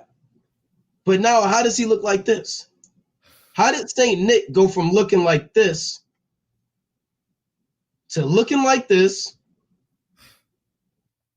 to ultimately looking like this? How did this happen? What the hell went down? You went from a dark skin man. Let me pull it up one more time in case brothers missed it. The original icon. The word icon just means image. Look at this. This is for over $1,000. Wow. You know what's authentic? This is a Saint Nicholas icon, antique, hand painted. It's running for over $1,000. Look at Saint Nick, dark skinned man. Right. Let's go to Zamar. You got a precept? Con. Let me get the book of just to levy off that wicked. Right. Let's get a classic. Malachi chapter 1 verse 4. Con. Whereas Edom said, "We are impoverished, but we will return and build the desolate places. Thus saith the Lord of hosts." I'm like the brother showing with the picture right now. How does he go from a dark-skinned Saint Nick, right, to a so-called nasty, stinking white man, right? That's signs of them returning to build the desolate places, especially after the Renaissance era. Because during that Renaissance era, right, you had a lot of artists like Michelangelo, right, yep, and Da Vinci and things of that nature who were sodomites, right, and they took part in literally repainting the images. Right, just like the brother brought out in Job 9:24. I'm going to continue with this. Right, thus saith the Lord of hosts, they shall build, but I will throw down, and they shall call them the border of wickedness, and the people against whom the Lord hath indignation forever. So whenever you see, right, you thinking about wicked man of the month, right, there you have Esau's face, man. Right? You got that picture like the brother pulled up of damn Santa Claus of today, right? Sitting right in the middle of that portrait, smiling at you, man. Right? Because he is the border of wickedness. You have to be in order to be the border of wickedness, you have to take joy in allowing little kids to sit on your lap, man. Right? Climbing down people's chimneys, right? Taking a bite of the cookie. Don't even eat all the cookies. Just take a few bites of the cookie, right? And then dip out your crib, man. Right? And then lay presents, right? And make it seem like that, you know what I'm saying, that this is a real thing, right? This is the border of wickedness at an all-time high. And these are things that we have to understand. I want to get this little quick precept and I'll let you take it, King. This is Psalms chapter 106. I'm going to start at verse 35. But we're mingled among the heathen and learned their works, right? Again, the earth is given to the hands of the wicked. And because of that, our people are mingled amongst the heathen to the point that we are learning these works. You got a lot of Jakes and Eves that are the number one consumers, the number one partakers in this wicked day, right? I've had family members that's called me. I just got my phone on just do not disturb, right? I ain't heard from certain family members in years, right? And they calling me today. But we know what that's about, man, right? And we got to separate from all manners of wickedness. Verse 36, and they served their idols, which were a snare unto them. So at the end of the day, right, when you're seeing these images, right, you got people that literally got Santa Clauses, right, gnome Santa Clauses in their damn front yards, man, right? It's nothing but idols, man, right? And you got your kids all involved in it. This is verse 37. Yea, they sacrifice their sons and their daughters unto devils. So you allowing your child, right, to go to mall Santa, man, right, to sit on damn, you know what I'm saying, bad Santa's lap, right? You're just doing nothing but sacrificing your child unto this man, right? Look at this, man, right? And this is throwing smack in your face. We just pulled up the original images of Saint Nick, right? Now we're looking at this, right? And it's turned to Esau, and this guy is definitely hairy all over like a hairy garment, man, right? Even the outward appearance on his garment is hairy, right? This is madness, man, right? And you got a lot of Jakes that love to wear these hats during this time. Hey, when I was coming up in school, right, around this time, right, you wasn't cool if you didn't have on this damn wicked Santa hat. Yeah. So we got to separate from all manners of wickedness, man, right? And this is what the brother's going into, right? In that nasty tree, right? When you got the chance, I want to go into that tree a little bit. But go ahead, King. You got it. Hey, we're going to touch on everything. We're going to touch on this man, this damn devil. Then we're going to touch on this tree. We're going to touch on it all because, again, Christmas is just a compilation of different nations' satanic practices combined in one. That's all it is, right? Now, I was thinking about it. You know what that does psychologically to the so-called Israelite child growing up? Imagine being a so-called black child, Hispanic or Native American child. And the greatest joy that you ever get comes from a white man, right? You know what that does to his mind? There is no greater time of the year for an Israelite child in the world than so-called Christmas. And the sense of joy and mirth and excitement he gets, it's not even about the parents because it's out of your control. He knows that you didn't do this. The white man did it. Right? I will be good for the white man. I don't want to mess up for the white man or I will get no reward. That sounds like slavery. This is nothing but modern day slavery all over again. You don't want to be naughty. You want to be nice for the Esau, for the Edomites, so he can reward you in the day of darkness. Because that's what Christmas is. It's the darkest time of the year, man. So there's a lot of evil and lewdness, right? And perversion behind this day, man. It's a lot of witchcraft as well. And going back into Saint Nick, these are the original Russian icons, right? This is running for over $1,000. Some of these icons are priceless. Some of them are over $3,000, $2,000, $10,000. But it went from looking like this to looking like this. Right? And I wanted to get First Maccabees 3 and 48. Right? First Maccabees chapter 3 and 48. So if you teach your children to love Santa Claus, you're automatically a coon. If your children are writing Christmas lists to Santa, you're automatically classified as a coon, as a sellout. First Mac, you can never be for your own people celebrating Christmas. You'll be a hypocrite. First Maccabees 3 and 48. And laid open the book of the law, wherein the heathen had sought to paint the likeness of their images. So the heathen, they opened up our text and they started making whitewashed images. See, all of the icons used to be dark. Now they look like this. And in process of time, it became this man. Now the original so-called Saint Nick is a dark-skinned man. Right now, check this out. We're not going to read this whole article, but a lot of stuff we're just going to give you a good foundation, and we encourage brothers and sisters to go deep into it and look it up, not only for your own sake, but for your family's sake, your salvation's sake, and your children, man. So this is who is Saint Nicholas, right? I'm gonna just read this first paragraph. I'm not going to read the whole thing. If you want to read more into it, you can read more into it. The true story of Santa Claus begins with Nicholas, who was born during the 3rd century in the village of Patara in Asia Minor. Now, Asia Minor is modern-day Turkey, right? Not the North Pole.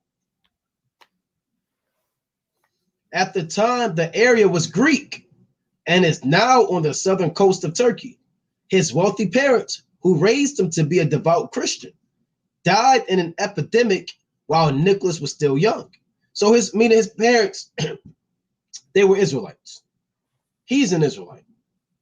Now, when you read Acts 11 and 26, it says that the disciples were first called Christians in Antioch. So Saint Nick, his so-called father and his so-called mother were Israelites, but they died when he was young.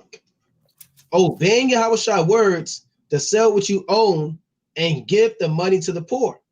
Nicholas used his whole inheritance to assist the needy, the sick, and the suffering.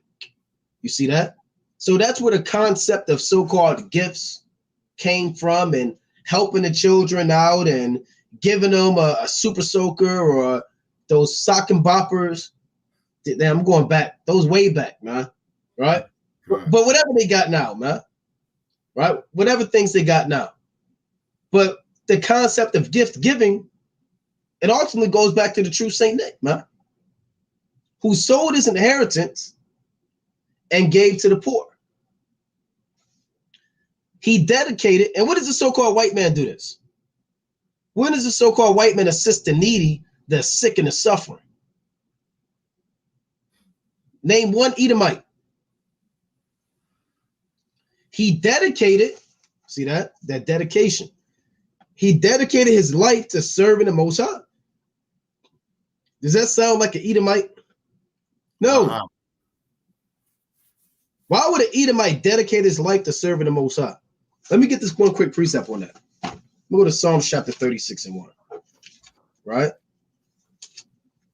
Let's go to Psalms chapter 36 just to show you, because a lot of Jake now, that do sound like Esau. No, it don't. Right? Esau would never, in his filthy life, dedicate himself to serving the Most High. Psalms chapter 36 and 1.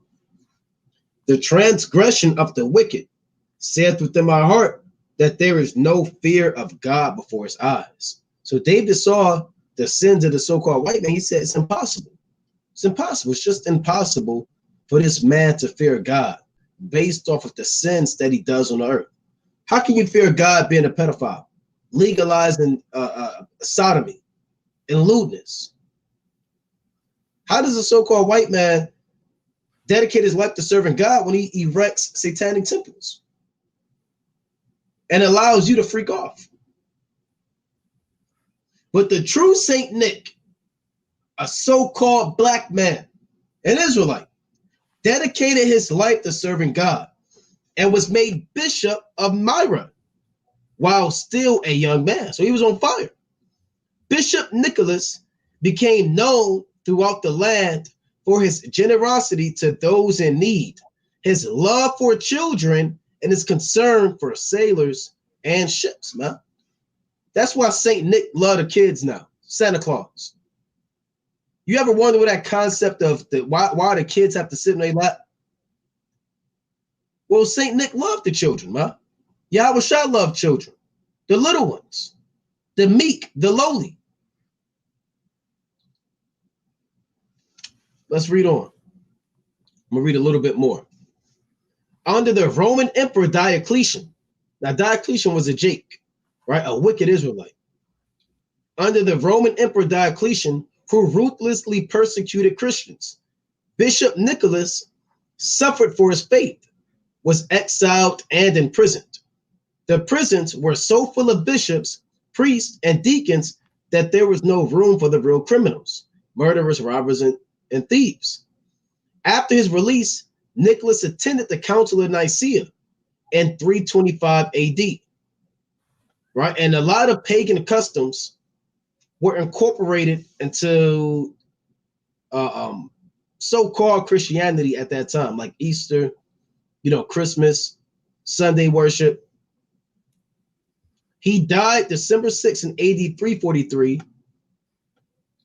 in Myra and was buried in his cathedral church, where a unique relic called manna formed in his grave. It said that man was so on fire, manna started forming in his grave. That don't sound like an Edomite to me. This liquid substance, said to have healing powers, fostered the growth for devotion to Nicholas. The anniversary of his death became a day of celebration, St. Nicholas Day, December 6th or December 19th on the Julian calendar. So they took the original St. Nick around the time of so-called Christmas, and they made him a so-called white man. They took some of the same traits of being generous, being loving, loving the kids, giving alms, traveling, doing the work, and they took it all and robbed it and gave it to, where's the devil again? And gave it to this man. That's why we hate the so-called white man, because only the devil would do that. Only the devil would rob a man of his works and of his heritage and of his great alms deeds and say that he did it, man. And Esau don't care about the kids. He's about this thing for money. Christmas is the money maker, man. We went into it on a street teaching at CAP yesterday. We pulled it up. Americans spend about $100 billion on Christmas every year alone. Wow. It was anywhere between 960 to 980. We just capped it at 100. $100 billion a year. That's how much money Esau's making. You said what, King? And that's the spirit, because we had a brother at our at camp yesterday too as well. He didn't go into the facts and the details as you brought out, but he literally said that, hey, we spend the most money. We're sitting there, complaining about, we don't have enough in our community as far as, resources and funds and things of that nature, but we spend all of our funds and resources around this time, as a nation of people. So that's definitely true, man. All right, I do got a couple of precepts. Bring it up. Just kind of going into what you're going into as far as dealing with, again, our enemies always taking our people, right? The images of our people, and then repainting them, right? And then making them idols, right? Because this is now turned into an idol, right? This is Wisdom of Solomon, chapter 14. I'm gonna start at verse 11. Therefore, even upon the idols of the Gentiles shall there be a visitation, because in the creature of God they are become an abomination and stumbling blocks to the souls of men, and a snare to the feet of the unwise. Verse 12. For the devising of idols was the beginning of spiritual fornication, and the invention of them, the corruption of life. Because this is what you're looking at right now, man. Right? This is literally, right, an idol that's been devised. Right? This is the beginning of spiritual fornication, where you're literally taking, and this is, as you continue to read, it's chiefly going into Yahweh Shai, right? Being turned into that, and being turned into Caesar Borgia, right? That father having that untimely mourning, right? And creating his son to be an idol. But this is, the scriptures are double fold, right? This is also going into what you're seeing right now, right? When you have an image of Saint Nick, right? Saint Nicholas, a so-called black man, right? Being turned into an Edomite, to the point that now that it's turned into an Edomite, now all the nations and now everybody, especially dealing with the nation of Israel, want to sit there and worship this guy, right? Because that's what you're doing. When you're celebrating this, when you're honoring this, you are worshiping the so-called white man. You are worshiping your oppressor, right? And that is the definition of a coon, right? At its finest, right? These are things that we have to understand. You might as well be walking around celebrating Christmas with a Davy Crockett raccoon hat on, man. Right? So that everybody knows that you were that coon, right? These are things that we got to realize, man. Right? I'm going to get out of this one last precept. This is Ezekiel chapter 20. I'm going to start at verse 14. But I wrought for my name's sake, that it should not be polluted before the heathen, in whose sight I brought them out. And that's what we're doing as men of the Lord. This is why we got to go into this, right? We got to fight, right? We got to do the work, right, for the name of the Most High, because his name is being polluted, man, right, amongst the heathens. Here it is, where it's supposed to be Feast of Dedication, right? And the so-called white man took a Feast of Dedication and polluted it and turned it into damn Christmas, man, right? So it's our job as men of the Lord to do the work, to go into the history, to go into these accounts, to teach our people. Because who else is going to do it, right? Is the Christianity pastor, right? Is he going to do it? What Naquan calls Pastor Porkchop, is he going to do that? No. They had their service today, right? Had a nasty Christmas tree, right, on the stage, right? And celebrated the fact that they, that they reached under that tree and opened up presents, man, right? And probably got a picture of damn nasty Santa Claus in the church, man. So it's our job as men of the Lord to stand up against workers of iniquity, man. Go ahead, King. Come. Bear with me. Now this is I don't even want to read that, but this is the quote from a former mall Santa. A 72-year-old former shopping mall Santa hung his head and wept Friday as his son asked that his father be given the maximum sentence for a child rape. Here's his quote.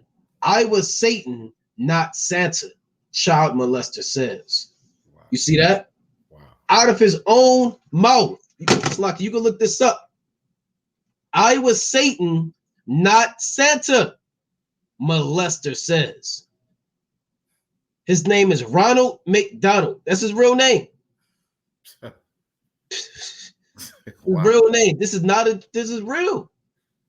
McDonald pleaded guilty in November to 4 counts of first-degree child rape and 3 charges of first-degree child molestation. King County Superior Court Judge Normer sentenced him to the maximum prison term of 26 and a half years. So keep playing with Mall Santa, Ronald McDonald, right? See that? This happened a while ago, long time ago. But this is the one that got caught. Keep playing with these Mall Santas if you want to. Right? Keep entertaining the devil. He said, I was Satan, not Santa. You can't get around that. Now, that ultimately, like we said, it goes back to Saint Nick. It goes back to Saint Nick. Now, when you go into so-called, I have one more thing about Santa before we go to some deal with the tree and everything. So-called Santa believe it or not, ultimately goes into Krampus too. Now, this is a picture of whitewashed Saint Nick and his friendly demon Krampus.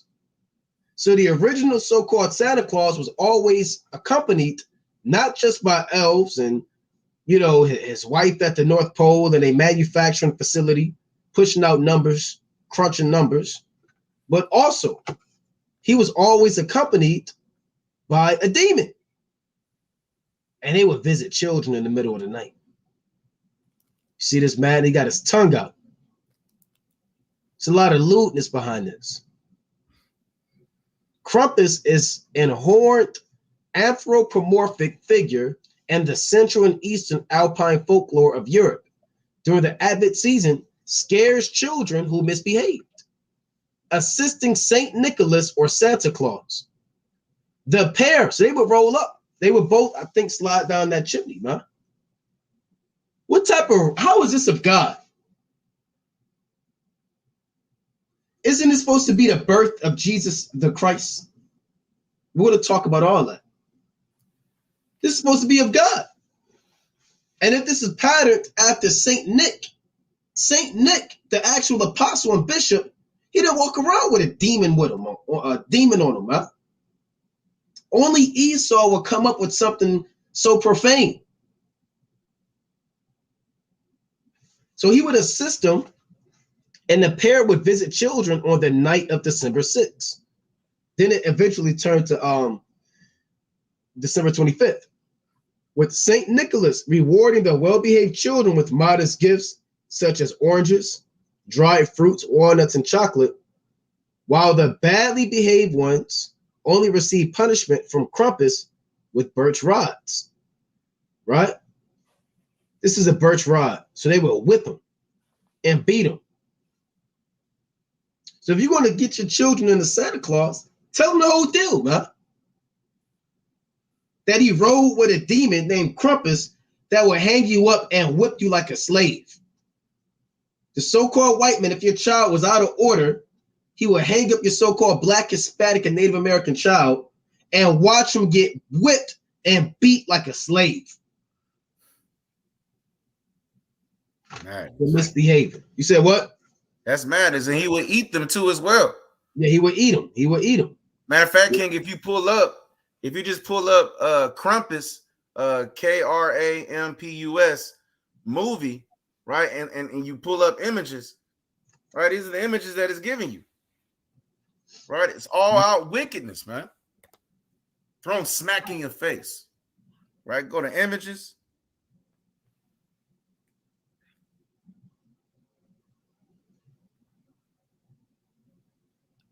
And it gives you images literally that looks just like the picture you pulled it right there. Right. Krampus origins right there. Right there. Yep. Look at that. You see that? You see that? So this is what the world is into today, man. They're into Krampus, into demonology, witchcraft, murder, Satanism, because Esau can't help himself. It's not just enough for Esau to rob the identity of Saint Nick and just turn him to a white man. He has to add Satan in there. He has to. It wouldn't be Esau without adding Satan and make him a blood-thirsty, blood-lusting demon. Look at this Krampus, the reckoning. Wow. What the reckoning? That's why we got to get out of here. Like you were saying earlier, is that right? We got to get out of here, man. God. This is what we're subject to. Krampus. You have people freaking off drinking eggnog tonight and wine and God knows what and putting it on Krampus. We're going to watch Krampus. All of the kids are going to be asleep and me and you, we're going to watch Krampus. That's what people are into today, man. Krampus, the reckoning, and Krampus to return. Right? Look at this. Is this of God? Is that of the Lord? But yet, this is what Esau is into, man.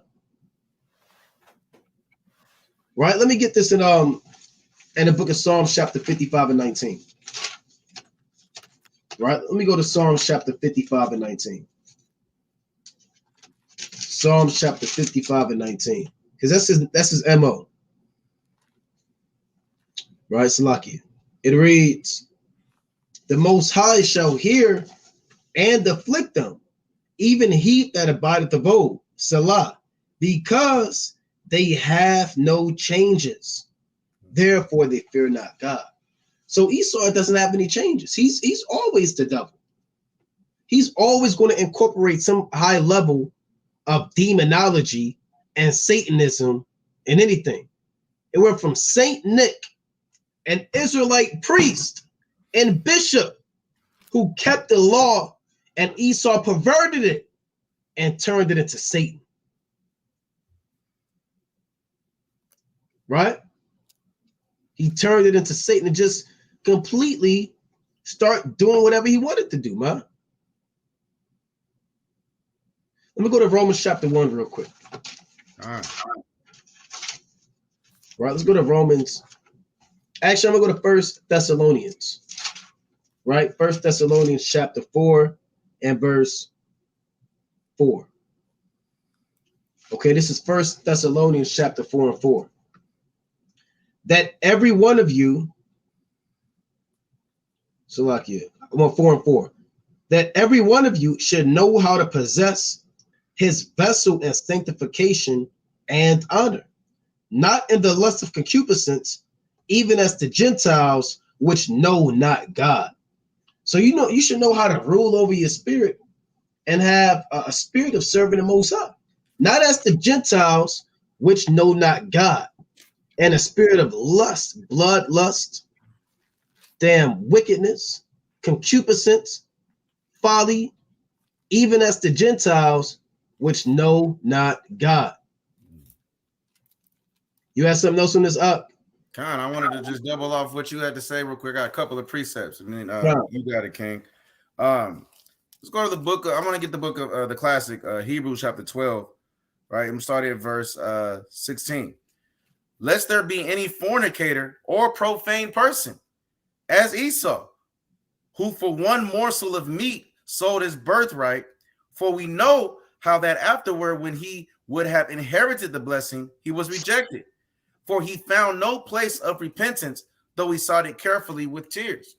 So the Most High is already letting you know, right, that these Edomites, they have absolutely no place of repentance because they were created to literally be profane, which is all out unholy. When you're looking at images like this, right, mother of Krampus, right, Santa Claus, when you really just take the word Santa, right, and put the words in different places, it equals out to Satan. Right. Right. And they operate in that spirit, right? That's the type of spirit that the Most High gave them. So why do we as Israelites want to follow the ways of our oppressors? Because we have that Stockholm syndrome, because we literally envy the oppressor, like spoken about in Proverbs 3 and 31. And we envy the oppressor because, you know what I'm saying, when we're now learning that we're Israelites, right, and that this stuff is wicked and we're not supposed to be partaking in these wicked holidays, right? But our people, they want to grasp hold to that thing. Like they make up excuses like the brother was saying, oh, it's just for the children, right? Oh, it's just for the kids. Well, you just envy the oppressor, right? And you're not teaching your family, right, to not envy the oppressor. This is Hebrews chapter 10. I'm going to start at verse 26. For if we sin willfully, after that we have received the knowledge of the truth, there remaineth no more sacrifice for sins. So you're getting this knowledge. Hey, this it's been out, man. Right? This ain't just a new thing that just came out. Right? This information has been put upon the table, man. That a lot of the holidays dealing with Esau is wicked, especially this one. Right? Right? The men of the Lord have been telling you, right, that we're not supposed to be celebrating Christmas, dating all the way back to our forefathers. Hey, the Lord warned us that in Jeremiah chapter 10, verses 2 on down. But yet our people, they just, you know, they want to do what they want to do, right? So now, you know, if you're watching this, right, and you didn't know that Christmas is wicked, you didn't know that celebrating Christmas is a sin, well, now you know. So if you decide that you continue to want to do this thing, right? There's not going to be no more forgiveness of those sins, of that sin. So is is celebrating this guy, old Nick, right? This Edomite who looks like his head is on fire? Is celebrating this type of stuff, is that worth you being destroyed amongst your enemies who've done nothing but rape, robbed, and murdered you? You have to ask yourself that question, man. Right? But you got it, King. And what you look at that, like the brother said, the boy-headed on fire Edomite, that's old Nick. Now, Santa Claus is known as Old Saint Nick or Saint Nick. Now, old Nick is an informal term for the devil and Satan. For the devil and Satan. Where did the term old Nick come from? The earliest citation of old Nick is in the OED, right? I believe that's the online etymology dictionary. Is dated to 1643. A fairly recent hypothesis derives old Nick from old iniquity, the name of the devil in medieval plays. The derivation is clever, and the OED mentions it in a non-committal way, but it is one of several equally ingenious guesses. So it goes back to the devil, man. Old man Nick, right? Does old Nick mean the devil? A nickname for the devil. So when you're looking at the so-called white man, that's old Nick. Old Saint Nick. But the original, we covered the original man. Imagine you give up the ghost, and then, damn, almost 1,500 years later or so, now when people think about Saint Nick, who was an Israelite priest and bishop and a martyr of the Lord, essentially, and a wise man, now you're damn old Saint Nick.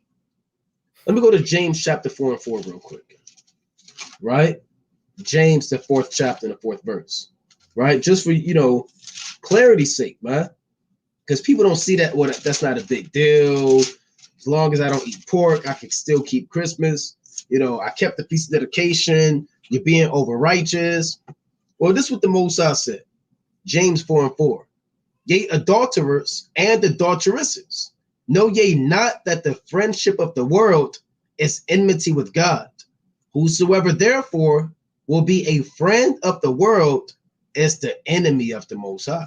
So if you're a friend of the world and you're into old Saint Nick and you're into Sinmas, Christmas, gifts, reveling, drunkenness, look at this. Wow. The old devil, Saint Nick. You can't get around that.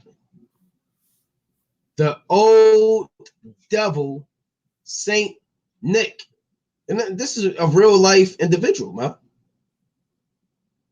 But a lot of people, they just look at the so-called white man and they just say, well, it's really not that bad. This is where your so-called Santa Claus came from. First, they whitewashed him. Then they made him a devil. And guess we got in his arms? What is that? A child. Little kid. Man. Little child. Right? He got a little child in his arms with a basket of strong drink, riding upon a goat with a jar of God knows what with a sinister smile. Right? So this is madness. Old Christmas riding a Yule goat. The original illustration is entitled Old Christmas and is accompanied by a verse. Right? So they kind of bring it out. I'm not going to read the whole thing. But that's a picture of old Saint Nick. Right? With a bottle of liquor and a bowl of God knows what to inoculate the child and do lewdness with this type of smile. Look at this smile. Ain't no good coming out of that. So that's the spirit that they adopt when your kids are sitting on their lap. Stop thinking it's innocent, man. Or I just took them to the mall and went to see. No, this is the spirit that these older Edom or Esau's at in general. That's what they're thinking about. They're freaking off. They go into, I'm not going to go into detail, but they'll go to the bathroom after they're done with your child sitting on them, come back. You think nothing is happening. They go home thinking about how your child felt on them, huh? As they ride off in the night. You got it, King. You got a precept? Come. Let's get the book of Psalms 141. I'm going to start at verse 9 and read through 10. This is the book of Psalms, chapter 141, verse 9. Keep me from the snares which they have laid for me, and the gins of the workers of iniquity. Let the wicked fall into their own nets, whilst that I withal escape. So we asking the Most High God, man, right, to keep us from these snares.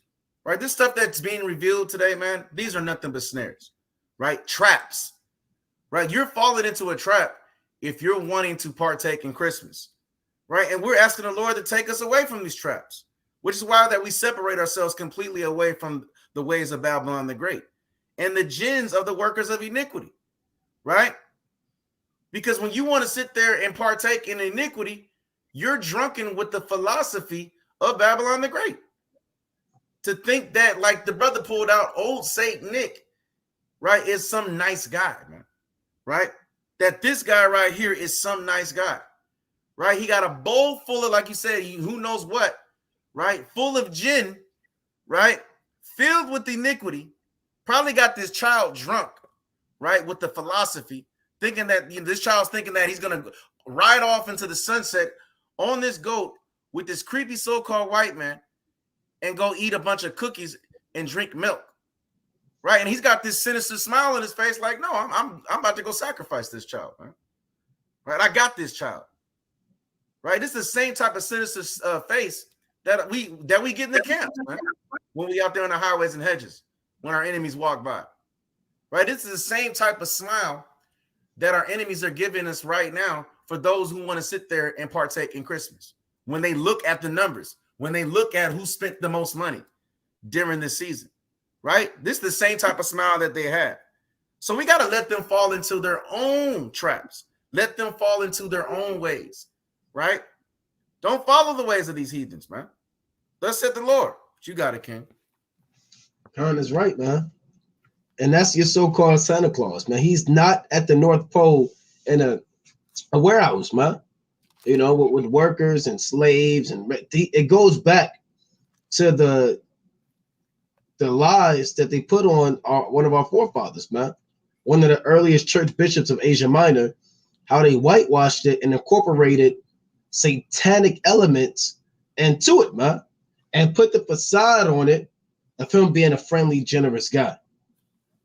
So that's your so-called Santa Claus right there. Now, beyond, there's more than Santa Claus that goes with this. There's also your famous Salakia, your famous Christmas tree.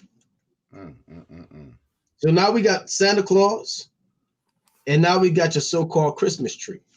Now, again, Christmas is nothing but a compilation of different heathen customs throughout time combined into one.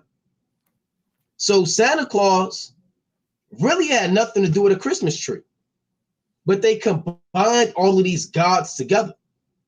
Like if you take, you know, one action hero and another action hero, and you make their plots combine and they guest star in each other's movie or something like that. They do that in TV shows, right? This is what they did for so-called Christmas. They took Nimrod, they mixed him up with Saint Nick, incorporated him with the original Saint Nicholas of Asia Minor, and dealt with Semiramis and the sun, and they combined it all in one. And the worship of Bacchus and Saturn, or Saturnalia. So these are the different customs that they combined in one. We're trying to touch on each point, man.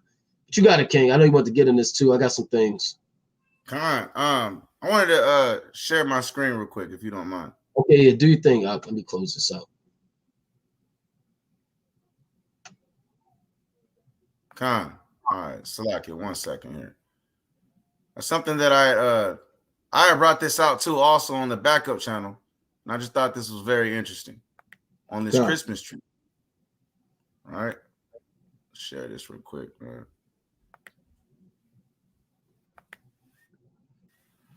Yeah, nobody, while you pull that up, oh, we got it right here. I'm about to add it right now. Let me know when you're ready. Come on. I'm ready. Go ahead. All right.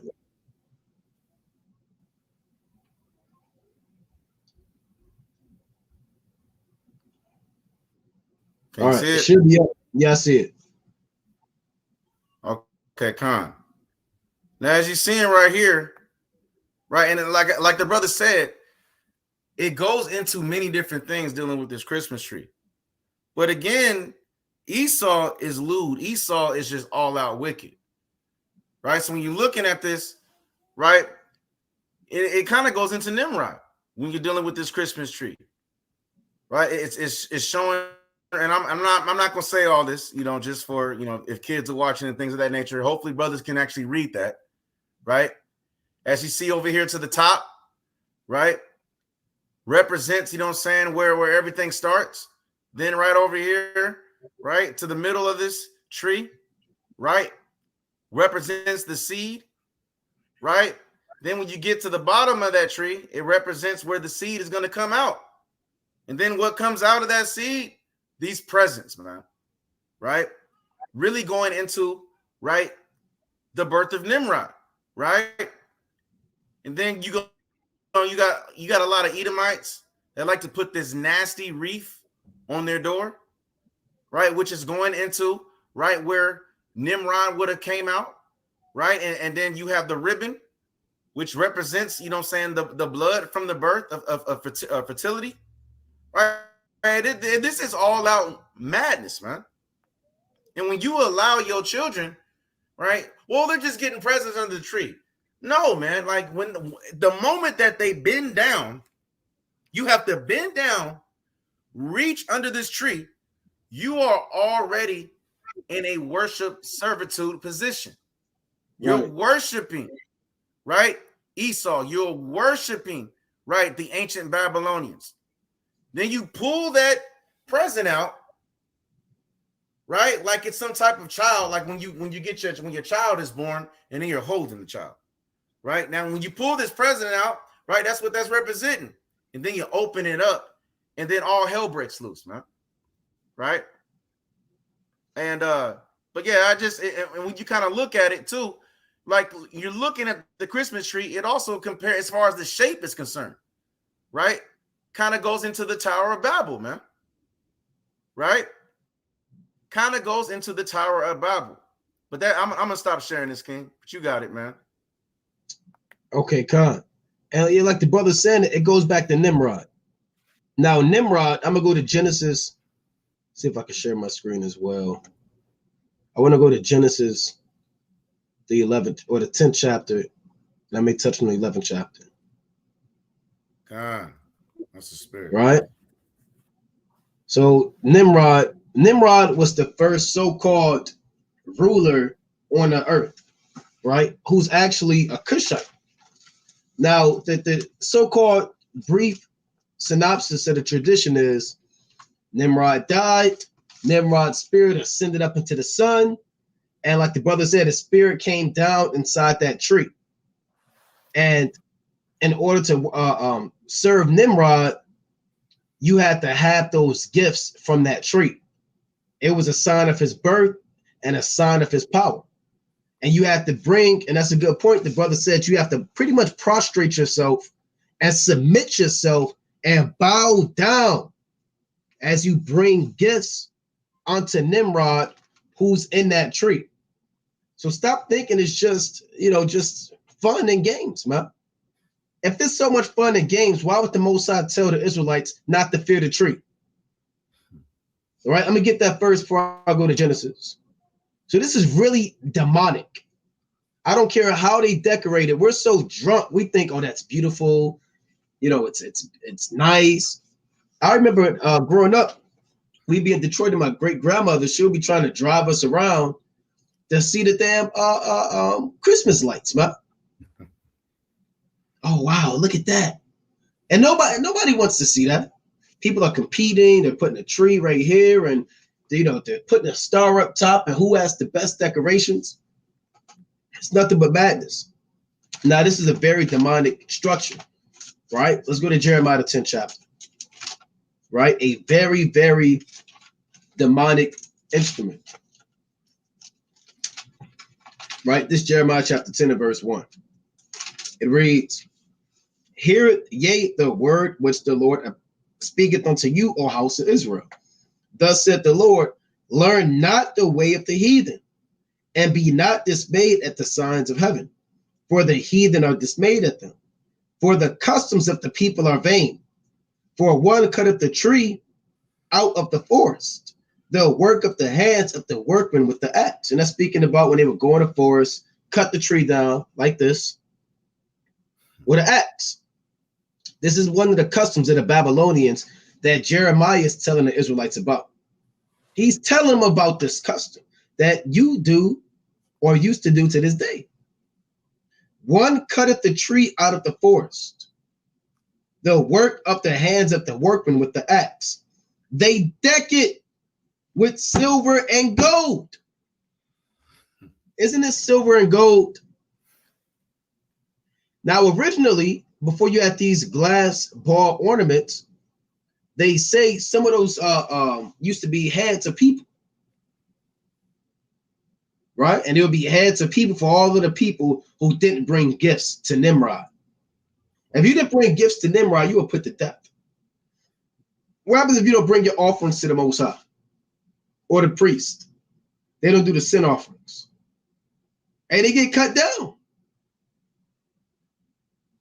There's always oblations and offerings to a deity from these other nations.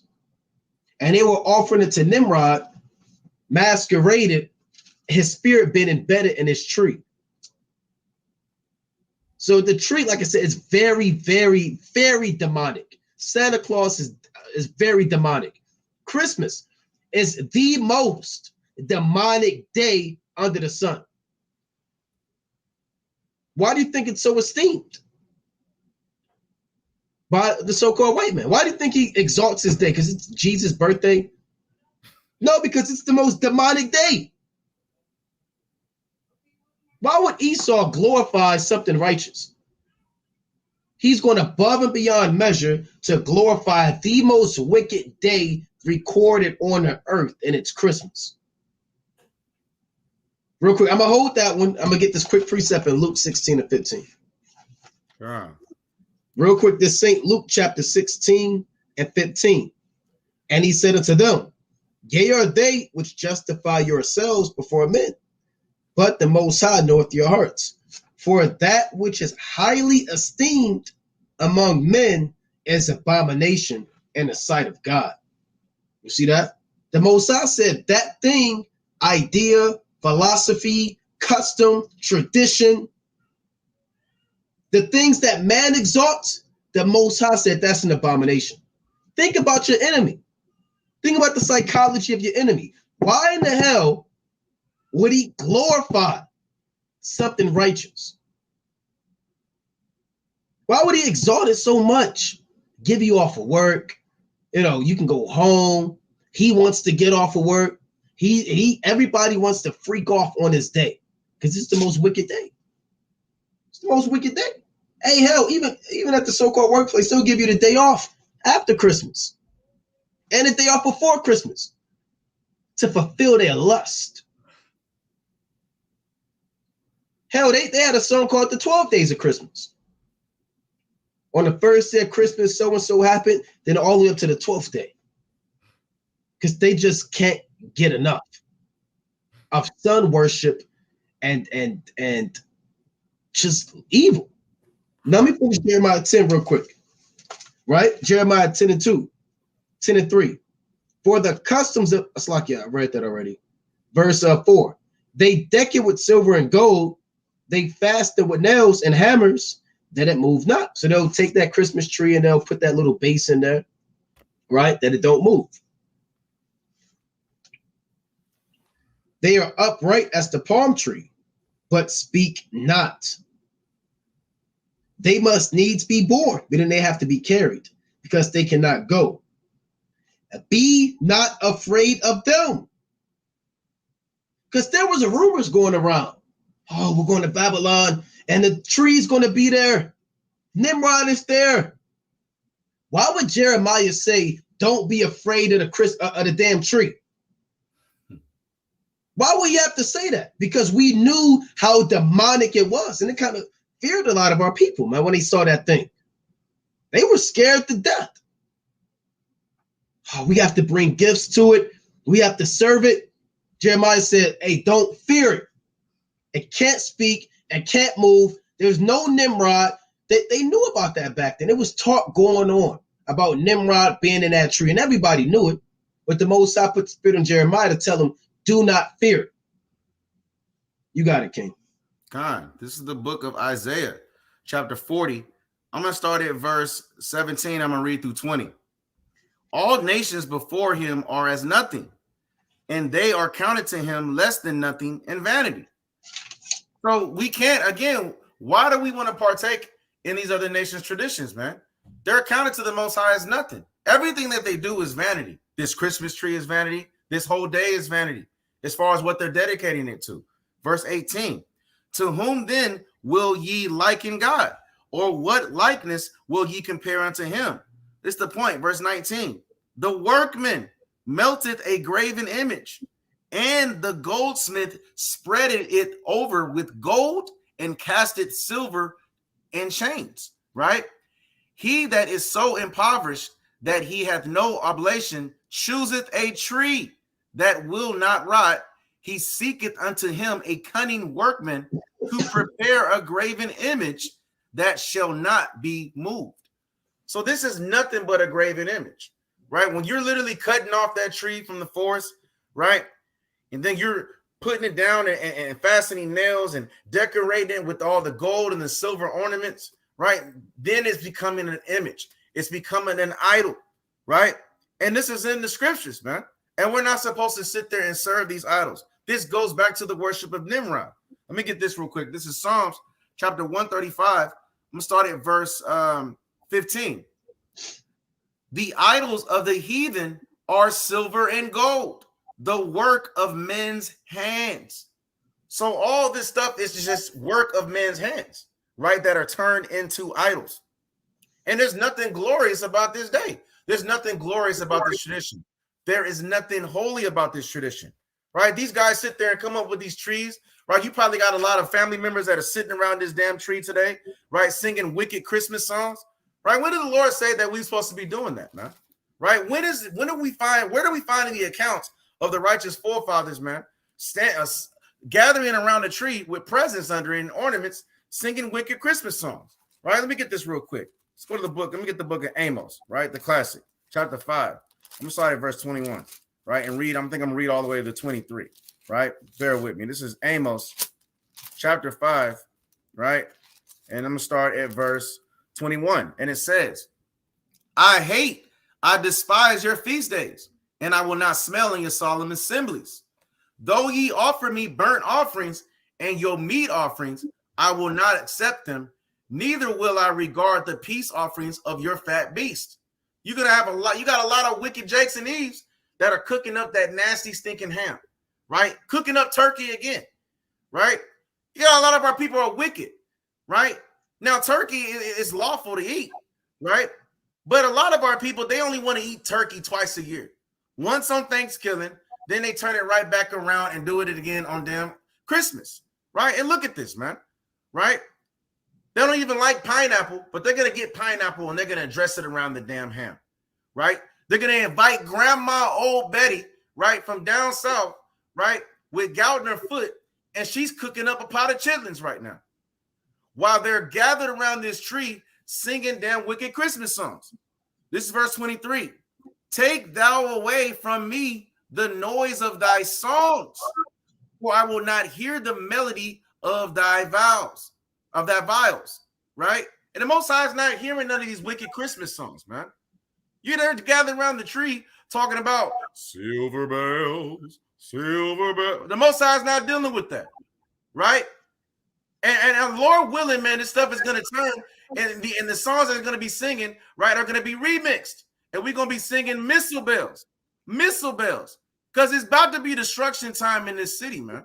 Why? Because we are living in a city of confusion, right? Which is why this place is called Daughter of Babylon, right? AKA Babel. Because this is all nothing but vanity, man. Thus said the Lord, man. Yeah, I'm getting upset just looking at this stuff. I'm getting upset thinking about it, man. I'm upset from the fact that I didn't even know this a long time ago. I wish I knew this a long time ago, right? I really wish I knew this a long time ago. And this is why that we have to literally thank the Most High that we even have grace to know, right? To know our heritage, to know that this is not part of our heritage, to know that this is not in the law, to know that this will get you destroyed, man. Right? But you got it, King. God. And I want to get a precept to add to that. Right now, this adds into Jeremiah the 10th chapter. This is the epistle of Jeremiah, aka Baruch the 6th chapter. So Baruch chapter 6 and verse 27. Right, Baruch 6 and 27. They also that serve them are ashamed, for if they fall to the ground at any time, they cannot rise up again of themselves. Neither if one set them upright, like if you set this tree upright, neither if one set them upright can they move of themselves. Neither if they be bowed down can they make themselves straight. But they set gifts before them as unto dead men. See that? So the Most High said, even though this thing can't move and can't speak and can't bless you and can't give you anything, why? And think about it. If you're going to give gifts to somebody, why you can't just give it to them in hand? Why do you have to bring it under the tree? What is that about? Why you just can't deliver it to them, man? Or give it to them in person? Even if that was, a thing. Why does it have to be under the tree? What's significant about under the tree? There is more to it. There's nothing innocent about the so-called white man. The Most High said, if they be bowed down, can they make themselves straight? But they set gifts before them as unto dead men. Because Nimrod was a dead man, right? But they were still bringing gifts to this man who's dead, shaped in the likeness of a tree. Now, to add to what the brother pulled up earlier, this is universal.org, Semiramis, the Christmas farce, and this tree. Right? Now, I want to touch on a particular point in this article. Right? So Nimrod, Salakia. Let me jump up a little bit. Salakia. So this is allegedly Nimrod, right? Now, Nimrod was one of the ancient rulers of the earth, one of the first rulers of the earth. And we're going to go into the book of Genesis and read about this man. Because this is where the tree comes from. We covered so-called Santa Claus. Now we're dealing with the tree, right? And then we're going to deal with the date. Because there's a reason why December 25th is the date. And there's a reason why they chose that date.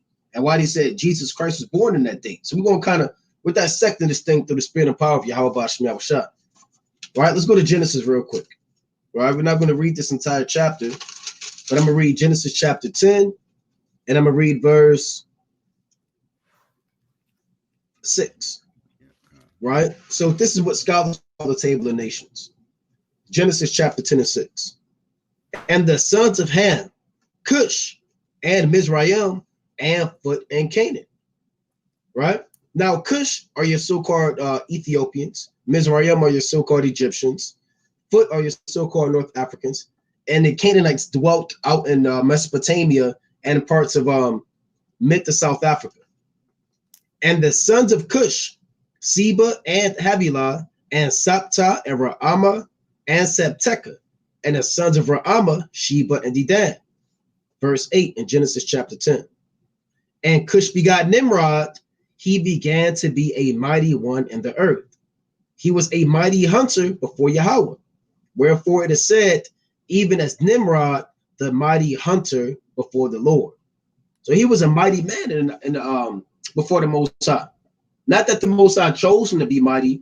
He set himself up to be mighty, right? And Nimrod's name means rebellion when you look it up, or rebel, which shows what kind of spirit he would be in when he walked the earth. Verse 10, and the beginning of his kingdom was Babel and Erech and Akkad and Karna and the land of Shinar. So he dwelt in the land of Shinar, which is modern day Iraq, right? Now, I want to get to the point of this man, right? He was the founder of Babylon, Nineveh, and he tried to build the Tower of Babel. Now, the Tower of Babel was an idol built by men during the time of Nimrod, right? And you can read Genesis the 11th chapter on your own. We're not going to read the whole chapter for sake of time. But the point I want to get on, his uncle Shem, now they say he killed him. They went off on that. But they say there's no account of Shem killing Nimrod.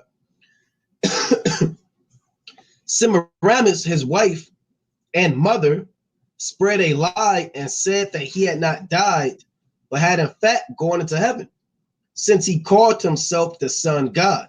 So that's where it came from. They say Nimrod went into the heavens, morphed into part of the sun, and ascended or descended back down into the tree. Right? Now we jump down. Semiramis became pregnant and claimed it to be a gift from the gods, the reincarnation of Nimrod, when in fact it was the result of a betrayal, since her husband and son was already dead. And Tammuz was born on December 25th, the sun god of the Egyptians, Babylonians, Greeks, and Romans today, right? So it ultimately goes back to Nimrod, Semiramis, and Tammuz. Now I want to jump down, and you'll see that. You'll see that baby Nimrod giving birth to Semiramis. That's where they get the Virgin Mary and baby Jesus from. You see him holding up those satanic two hands that Baphomet holds up from the statue. So ultimately, it goes back into the spirit. Like I said, I'm not going to go through this whole thing, right?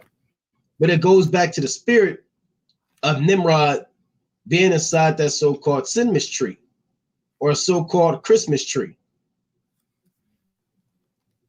All right, let me see. Okay, here's another one. The following demonstrates what the Babylonians believe about the origin of the Christmas tree. An old Babylonian fable told of an evergreen tree which sprang out of a dead tree stump. The old stump symbolized the dead Nimrod. The new evergreen tree symbolized that Nimrod had come to life again in Tammuz. You see that? So it's all about the spirit of Nimrod being inside of that tree and the worship of Tammuz. Now, when you read Ezekiel the 8th chapter, you read about people weeping and bowing down to Tammuz, who was born around the time of so-called December 25th. And that's why you have so-called Christmas, December 25th, because on one level, that's the birth of Nimrod coming back on the earth as Tammuz. That's why you bring gifts to him to worship him December 25th. You're literally bringing gifts to him to commemorate his birth. And he rebelled against God. But you're worshiping God's enemy if you're celebrating Christmas. You got it, King. Right. And again, this is great information, right? That's being revealed in these last days, man. So you got to take away all this information and hold tight onto this thing, man. Right? If you don't, if after this, if you still think that it's cool to celebrate Christmas, And I don't know what to say to you, man. Right? You might just be marked, you know what I'm saying, with that spirit on the left-hand side, right? That you just can't you can't let go of, man. Thus said the Lord. Right? And where does it say in the scriptures that Christ was born on December 25th? Right. Right? It absolutely makes no sense. Right? Now, when these wise men heard of Christ being born and they made the trip over to Bethlehem, right? When you look at if he was born in December 25th, it would be extremely cold. They wouldn't even make it. It would be extremely cold. It gets very, very freezing out there around that time, right? So it absolutely makes no sense, man. Right? We understand through the precepts that Christ was actually born, right, in the springtime, right? During the observance of Passover, man. So these are things we got to realize, man. Right? We got to debunk all of these lies, man. We have to debunk all the lies and stop worshiping a so-called white man during this time, thinking that you're actually paying homage to Christ. Because if you're thinking that Christmas has something to do with Christ, then you are blinded just like the rest of the people, man. You are blinded just like these other heathens. You are actually caught up in that snare, right? You believe that Christ is a so-called white man. If you believe that Christ was born around this time and that this represents him, how is it that Christ is a so-called white man and was born around this time? And I'm going to pull this out. This is Matthew chapter 2, right? I'm going to start at verse 12. And being warned of God in a dream that they should not return to Herod. And Herod is an Edomite. They departed into their own country another way. And when they were departed, behold, the angel of the Lord appeared to Joseph in a dream, saying, arise and take the young child and his mother and flee into Egypt. And be thou there until I bring thee word, for Herod will seek the young child to destroy him. When he arose, he took the young child and his mother by night and departed into Egypt. Because at this time, Herod put out a decree, hearing that Christ was going to be born, to kill every Hebrew firstborn child, man, from 2 and under, right? So the Most High does everything on certain timing, right? It would be dangerous for them to even travel to Egypt if this was around the time of winter time, right? So these are things we got to realize, right? And it also shows you that Christ, again, is not a so-called white man. It has nothing to do with the nasty Edomite Saint Nicholas, man, or Santa Claus, right? Because how is he able to flee into Egypt if he wouldn't be able to go hide in Egypt if he was a so-called white man? That makes absolutely no sense, man, right? So you have to read, you have to study to show thyself approved, right? And if you don't get into your history, if you don't get into the Bible, man, right, which is our history, then you're going to be blinded and you're going to be lost and you're going to be tossed to and fro dealing with all these false doctrines and dealing with the philosophies of men, right? Like spoken about in Colossians 2:8. But you got it, King. Come. And I want to add a little bit on that history. So it says Nimrod was so evil that he married his own mother, whose name was Semiramis. After Nimrod's untimely death, his so-called mother wife, Semiramis, propagated the evil doctrine of the survival of Nimrod as a spirit being. She claimed a full-grown evergreen tree sprang overnight from a dead tree stump, which symbolized the springing forth unto new life of the dead Nimrod. On each anniversary of his birth, she claimed Nimrod would visit the evergreen tree and leave gifts upon it. December 25th was the birthday of Nimrod. This is the real origin of the Christmas tree, and that's actual history, right? So whenever you're thinking about this Christmas tree, think about how demonic and satanic it is. Now I want to go into I want to go to 1 Corinthians chapter 10 real quick. Right? 1 Corinthians chapter 10. Right? Let's go to 1 Corinthians chapter 10 and verse 20. It reads, but I say that the things which the Gentiles sacrifice, they sacrifice to devils and not to the Most High. And I would that ye should not have fellowship with devils. So the things that these heathens sacrifice unto, that they give gifts to and offer offerings unto and oblations and fine flour, they do it unto devils. And Bel and the dragon, they gave Bel or that dragon fine flour and meat offerings, man. These heathen give offerings and gifts to so-called gods. If you're giving gifts and offerings to this tree, then the Most High is going to destroy you. I mean, just straight up and down. You're spending all, it's not even about the money, but that's what, Jake, you do. You spend all your damn money to give it into the spiritual demon Satan, onto Nimrod. You have something else on the tree, Ak? No, you got it, King. Okay, now one of the last points we want to touch on is also goes back to Saturnalia. Right now, Saturnalia goes back to the Roman god Saturn. Saturn goes back to the Greek god Kronos. Saturn is the so-called Roman god of the harvest, right? And time. So there's something that the Esau has called a winter solstice. The winter solstice is December 21st.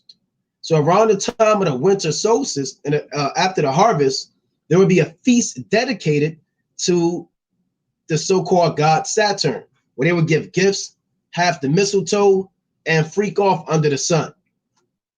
Right? And that's Saturnalia. Saturnalia, and they will also have lewd fornication, huh? There's another word I want to use, but they will have lewd fornication parties. Christmas was actually banned in parts of America, man, because they were moving. I believe that was in the 1700s. Christmas was actually banned in America. Look it up, due to how lewd and evil these days were. So Saturnalia held in mid-December, right? This from history.com, is an ancient Roman pagan festival honoring the agricultural god Saturn. Because of when the holiday occurred near the winter solstice, Saturnalia celebrations are the source of many of the traditions we are now associated with Christmas, wreaths, candles, feasting, and gift giving. So all of that goes back to Saturnalia as well. There's another point, right, for sake of time. This is from time.com. Because Jake, when Christmas was rolling in the 1800s, 1700s, what were you doing? Don't you know that you were Christmas gifts? Don't you know that you was wrapped up with a bow and a ribbon and you were sold? Christmas is one of the worst times for the so-called Black, Hispanic, and Native American man. That is from time.com. The grim history of Christmas for enslaved people in the Deep South. And we're not going to read this whole article, but you can look into it. There's going to be a few parts we may touch on. But Christmas was nothing nice for the Israelites, man. Now, I'm going to touch on a little point down here. Now it reads, let's see.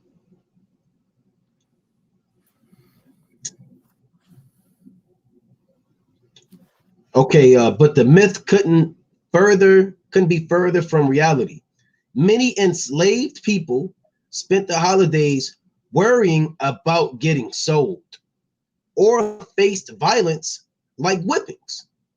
So you wasn't thinking about trees and gifts in the ancient times, or the slavery times rather. You was worried about, are you going to be sold? Are you going to see your family again? Are you going to see your son again? Some, like Henry Bibb, picked Christmas Day to escape to freedom. He writes about deciding to make a boat for liberty or consent to die a slave. Right? So you have people, and there was another point I wanted in this, that were really being sold in slavery, man. Let's see, Salaki, I'm gonna have to find it. I had it earlier. Bear with me.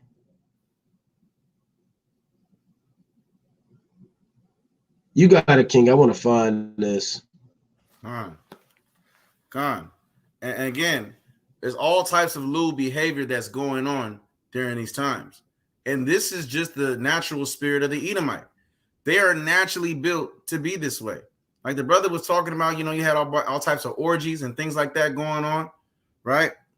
And this is them. They've literally done nothing but profane the temple, and we're profaning our temple as our bodies when we partake in these same matters, man. All right, this is 2 Maccabees chapter 6. I'm gonna start at verse 4. For the temple was filled with riot and reveling by the Gentiles, who dallied with harlots and had to do with women within the circuit of the holy places, and besides that, brought in things that were not lawful. The altar also was filled with profane things, which the law forbiddeth, man. Right? All of Christmas is nothing. It's just fulfilled with vain things that the law forbids, man. The law forbids for us to take into these sacrifices, to take into, these traditions, right? Let's get it. This is the book of Leviticus, chapter 17, verse 7. And they shall no more offer their sacrifices unto devils, right? When you want to partake in this, man, all you're doing is just sacrificing unto the devil, man, right? Which we know devil just means deceiver, right? You're offering sacrifices to that chief deceiver dealing with Esau, which is why that, as the brother's pulling out the history, dealing with these Romans, right? Understand that these Romans are still Edomites, man, right? The Greeks partook in, certain fashions of this matter, right? After whom they have gone on whoring. This shall be a statute forever unto them throughout their generations. So it's throughout our generations that we are not to follow the ways of the so-called white man and his wicked holidays, especially dealing with Christmas, right? Because as the brother's pulling up, man, we've been enslaved, man, right? We even look into like stuff like Thanksgiving, right? That's going into the killing of over 77, right? Over 100 million Native Americans. When you look at damn wicked Halloween, right? Hey, a lot of so-called Blacks, Hispanics, and Native Americans were killed, right, during the time of Samhain, right? During the time, of the ancient Celts, man, right? And if you didn't partake in these sacrifices, right, and these rituals, right, they would gather up, a bunch of Blacks, Hispanics, and Native Americans, right, and stuff them in a statue and burn them while they would march around the statue, right, shouting out wicked chants, man, right, bringing up evil spirits. All this stuff is evil, man, and it all connects with each other, right? And that's why they top it off. Esau wants to top this wicked day off, right, out of all the wicked days that he actually has established. He tops it off with this Christmas. Then what does he do after that? Then all of a sudden, now we're going into the new year, right? And really all he's going into is just committing all those same abominations, leading all the way back up to this, man. So we got to understand, man, that the ways of our oppressors is nothing but wickedness, is going to lead us to nothing but destruction physically and mental destruction. You got it, King. That's right. That's right, man. And you got to understand that you were the hot commodity. You were the biggest slave or the biggest gift, right? Like now you go outside in the world and there's a Benz, a Mercedes Benz or a Jaguar or an Acura with a big red bow tie on it, and it's snowing in the parking lot and the woman is clapping or the child is clapping and they get a car. You were that original hot commodity, big time gift back in the times of the 1800s. Now I'm going to read Revelation chapter 11.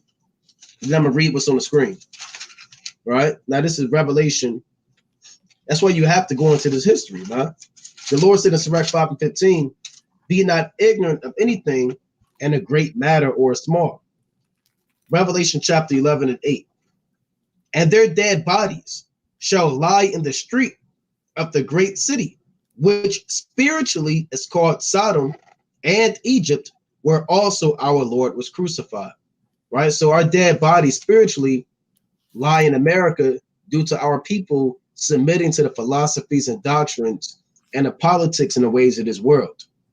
Verse 10, and they that dwell upon the earth shall rejoice over them, and make merry, and shall send gifts one to another, because these two prophets tormented them that dwelt on the earth. So the two prophets are who? It's dealing with Israel and Judah. Now the Most High said that these nations would rejoice and send gifts one to another. Now this reads, it's from south.unc.edu, right? Not all enslaved African Americans viewed the holidays as a time of celebration and hope. Rather, Christmas served only to highlight their lack of freedom. As a young boy, Lewis Hughes was bought in December and introduced to his new household on Christmas Eve as a quote unquote Christmas gift to the madam. You see that right there? So Jake, you was getting bought to be a Christmas gift. And now you're going out of your way to celebrate Christmas and worship old Nick, Nimrod, and all of these demonic forces. Let me read that again. As a young boy, Lewis Hughes was bought in December and introduced to his new household on Christmas Eve as a Christmas gift to the madam. That's Revelation chapter 11 and 9, that they were sending gifts one to another. When Peter Brunner tried to claim a Christmas gift from his master, he took me and threw me in the tan vat and nearly drowned me. Every time I made an attempt to get out, he would kick me back in again until I almost died. Right? Frederick Douglass described the period of respite that was granted to slaves every year between Christmas and New Year's Day as a psychological tool of the oppressor. Right? Now, he said he kind of gave them particular freedoms of that nature. But the point is, Jake was getting sold in those days, man. They was using that day to escape. You know, a lot of insurrections happened on so-called Christmas. Christmas was a big deal, man. Either you were plotting your escape or you were being sold, right? Either one or the other, man. So you brothers and sisters that celebrating Christmas, you got to come out of that, man. All right, you got a precept, King? Yeah, quick two precepts. I know you're about to end this, but this is Esther chapter 7, verse 4. For we are sold, I and my people, to be destroyed, to be slain, to perish. But if we had been sold for bondmen and bondwomen, I had held my tongue, although the enemy could not countervail the king's damage. Right? So all throughout history, we have been sold, right? In slavery, man. And these are things that we got to realize, thus said the Lord. So we shouldn't be celebrating any of these wicked days, man. Right? Because if we're celebrating stuff, we're just further pushing the agenda of Esau, man. Right? We've been sold throughout this day, and we partake in this day, right? In buying and in selling, man. Right? This is Ezekiel chapter 28. I'm starting at verse 4. Right? With thy master, I started verse 3. Behold, thou art wiser than Daniel. There is no secret that they can hide from thee. The Most High said that these Edomites are wiser than Daniel at one point. Now we know that he's removing the wisdom out of Esau, right? Because if he had any type of wisdom, right, to this day, hey, we wouldn't have the internet to where we can actually look up all this stuff, man. Right? With thy wisdom and with thine understanding, thou hast gotten thee riches and hast gotten gold and silver into thy treasures. Right? By thy great wisdom and by thy traffic hast thou increased thy riches, and thine heart is lifted up because of thy riches. So we've been trafficked as so-called Blacks, Hispanics, and Native Americans, especially dealing with a lot of these wicked holidays, man. Right? Even dealing with damn Black Friday, man. So-called Black Friday, where slaves were sold at a discounted rate. Right? Now you can go look into that yourself, right? But for time's sake, you have to understand that we've literally, right? We're literally, like the brother said, we were that present. We were the presents. We were the ornaments that were being hung on these trees, man. Right? So why would we want to partake in this stuff, man? Right? Because by that traffic, they've gotten their riches. And we've been trafficked so much that now, right, we're still walking around here with that spiritual leash on our neck, right? Doing everything that the master says, man. So-called master says, man. Right? And we're partaking in these wicked days. What you got it, King?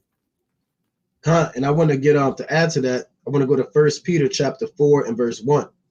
Right? Let's go to 1 Peter chapter 4 and 1. For as much then as the Mashiach hath suffered for us in the flesh, arm yourselves likewise with the same mind. For he that hath suffered in the flesh hath ceased from sin. So the Most High is telling you, if you're in Yahweh Shai, sin should not be wrought willfully in your members. That he no longer should live the rest of his time in the flesh to the lust of men, but to the will of God. For the time past of our life may suffice us to have wrought the will of the Gentiles. So the Lord is saying, back in time past, used to deal in the same behavior and manner of the Gentiles. Christmas, people drinking eggnog, freaking off, Secret Santa, Christmas parties, lewdness, sex, mistletoes, and fornication. Back in time past, you may have lived like the Gentiles, right? And the Lord is about to tell you different traits that the Gentiles walked in. Salakia. When we walked in lasciviousness, lust, excess of wine, reveling, banqueting, and abominable idolatries. And Christmas is banqueting and abominable idolatries. The tree, the star, Santa Claus, the gifts, even a Christmas candy is abominable. Right? You're damn eating the Christmas Hershey Kisses, man. That's abominable. Dressing up like Santa, that's abominable. Entertaining, these things are abominable customs. And the Lord hateth all abominations, right? And they that fear the Lord love it not, man. It reads, wherein they think it strange, they gave run not with them to the same excess of riot, speaking evil of you. So as you repent and come back to Yahweh Ba'ashem Yahweh Shai, people are going to think it's strange that you don't celebrate Christmas anymore, right? They're going to think it's strange that you don't go with Nancy and go with damn Brett to the Christmas parties, right? Or that you don't call them or entertain that group chat with all of your family. It's like, as they say, Happy Christmas, man, and do Secret Santas. But you're doing it for the Most High.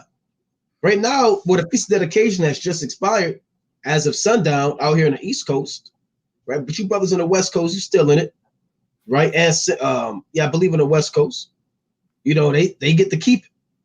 All praise to the Most High. But hey, the feast of dedication is now over, man. And brothers should not be celebrating Christmas, Kwanzaa, New Year's Day, or any other festivity outside of the feast days that Yahweh Ba'ashem Yahweh Shai has given us. Read the book of Leviticus, the 23rd chapter. Read Exodus, the 23rd chapter. Exodus, the 34th chapter. Deuteronomy, the 16th chapter. Numbers, the 29th chapter. Esther, the 8th and 9th chapter. First Maccabees, the 4th chapter. Second Maccabees, the 2nd chapter. First Maccabees, the 13th chapter. Second Maccabees, the 15th chapter. These chapters give you our high holy days. The spiritual meaning behind them. Some have agricultural purposes, how to serve the Most High, and also the deeper levels and understanding that go with them. Right? You got anything else, Zamran, before we close up? Yeah, just last one, man. This is Proverbs chapter 4, verses 1 through 2. Hear ye, children, the instruction of a father, and attend to know understanding. Verse 2, for I give you good doctrine, forsake ye not my law. Right? And the brothers, you know what I'm saying? Hey, all throughout the scriptures, man, right, are law, statutes, and commandments that we have to keep. Nowhere in the law does it say that we celebrate Christmas, right? Nowhere in the law does it say that celebrating Christmas is good instruction. Nowhere in the law does it say that listening and following the ways of your oppressors is going to give you wisdom, right? We're children of the Most High. And we got to start acting like it, man, right? And we got to start keeping these feast days, keeping our holy days, man, right? Again, why are you so concerned about celebrating Esau's one day, right? That he says that you can give gifts, right, to your family members, right, or to your children when the Most High God gave you 8 days. Truly think about that. He gave you 8 days, right? And if you're wise, if I was a child and I understood, right, and my parents taught me that we were to keep the feast of dedication, right, I would choose 8 days, right? 8 days of feasting, 8 days of honoring our the Most High, right? The fact that he put a spirit in our forefathers, man, right? So that we have the opportunity to be able to dwell together in unity. And I yield. And with that, Lord willing, everyone was edified. You stay in the spirit. You have new moons coming up, and the next major high holy day would be the destruction of Nicanor, right? And after that, it's 2 days of Purim, and all praises again to Yahweh Shem Yahushua. But with that, Brother Naquam, Brother Zamron, Kwam Yashala. Salaki, real quick, subscribe to WFI Seattle. Those brothers out there mighty, doing the work of the Most High, man. Tune in to them brothers. Y'all gonna be live New Year's at the so-called Space Needle, right? So go out there. Them brothers they're gonna be out there mighty, and they're always out there mighty doing the work of the Most High. And also link in with the Cold Cuts Resurrected channel, right? That's the new Cold Cuts channel, Cold Cuts Resurrected, the WFI backup channel, so you can get maximum edification in these last days. Shalom. Shalom.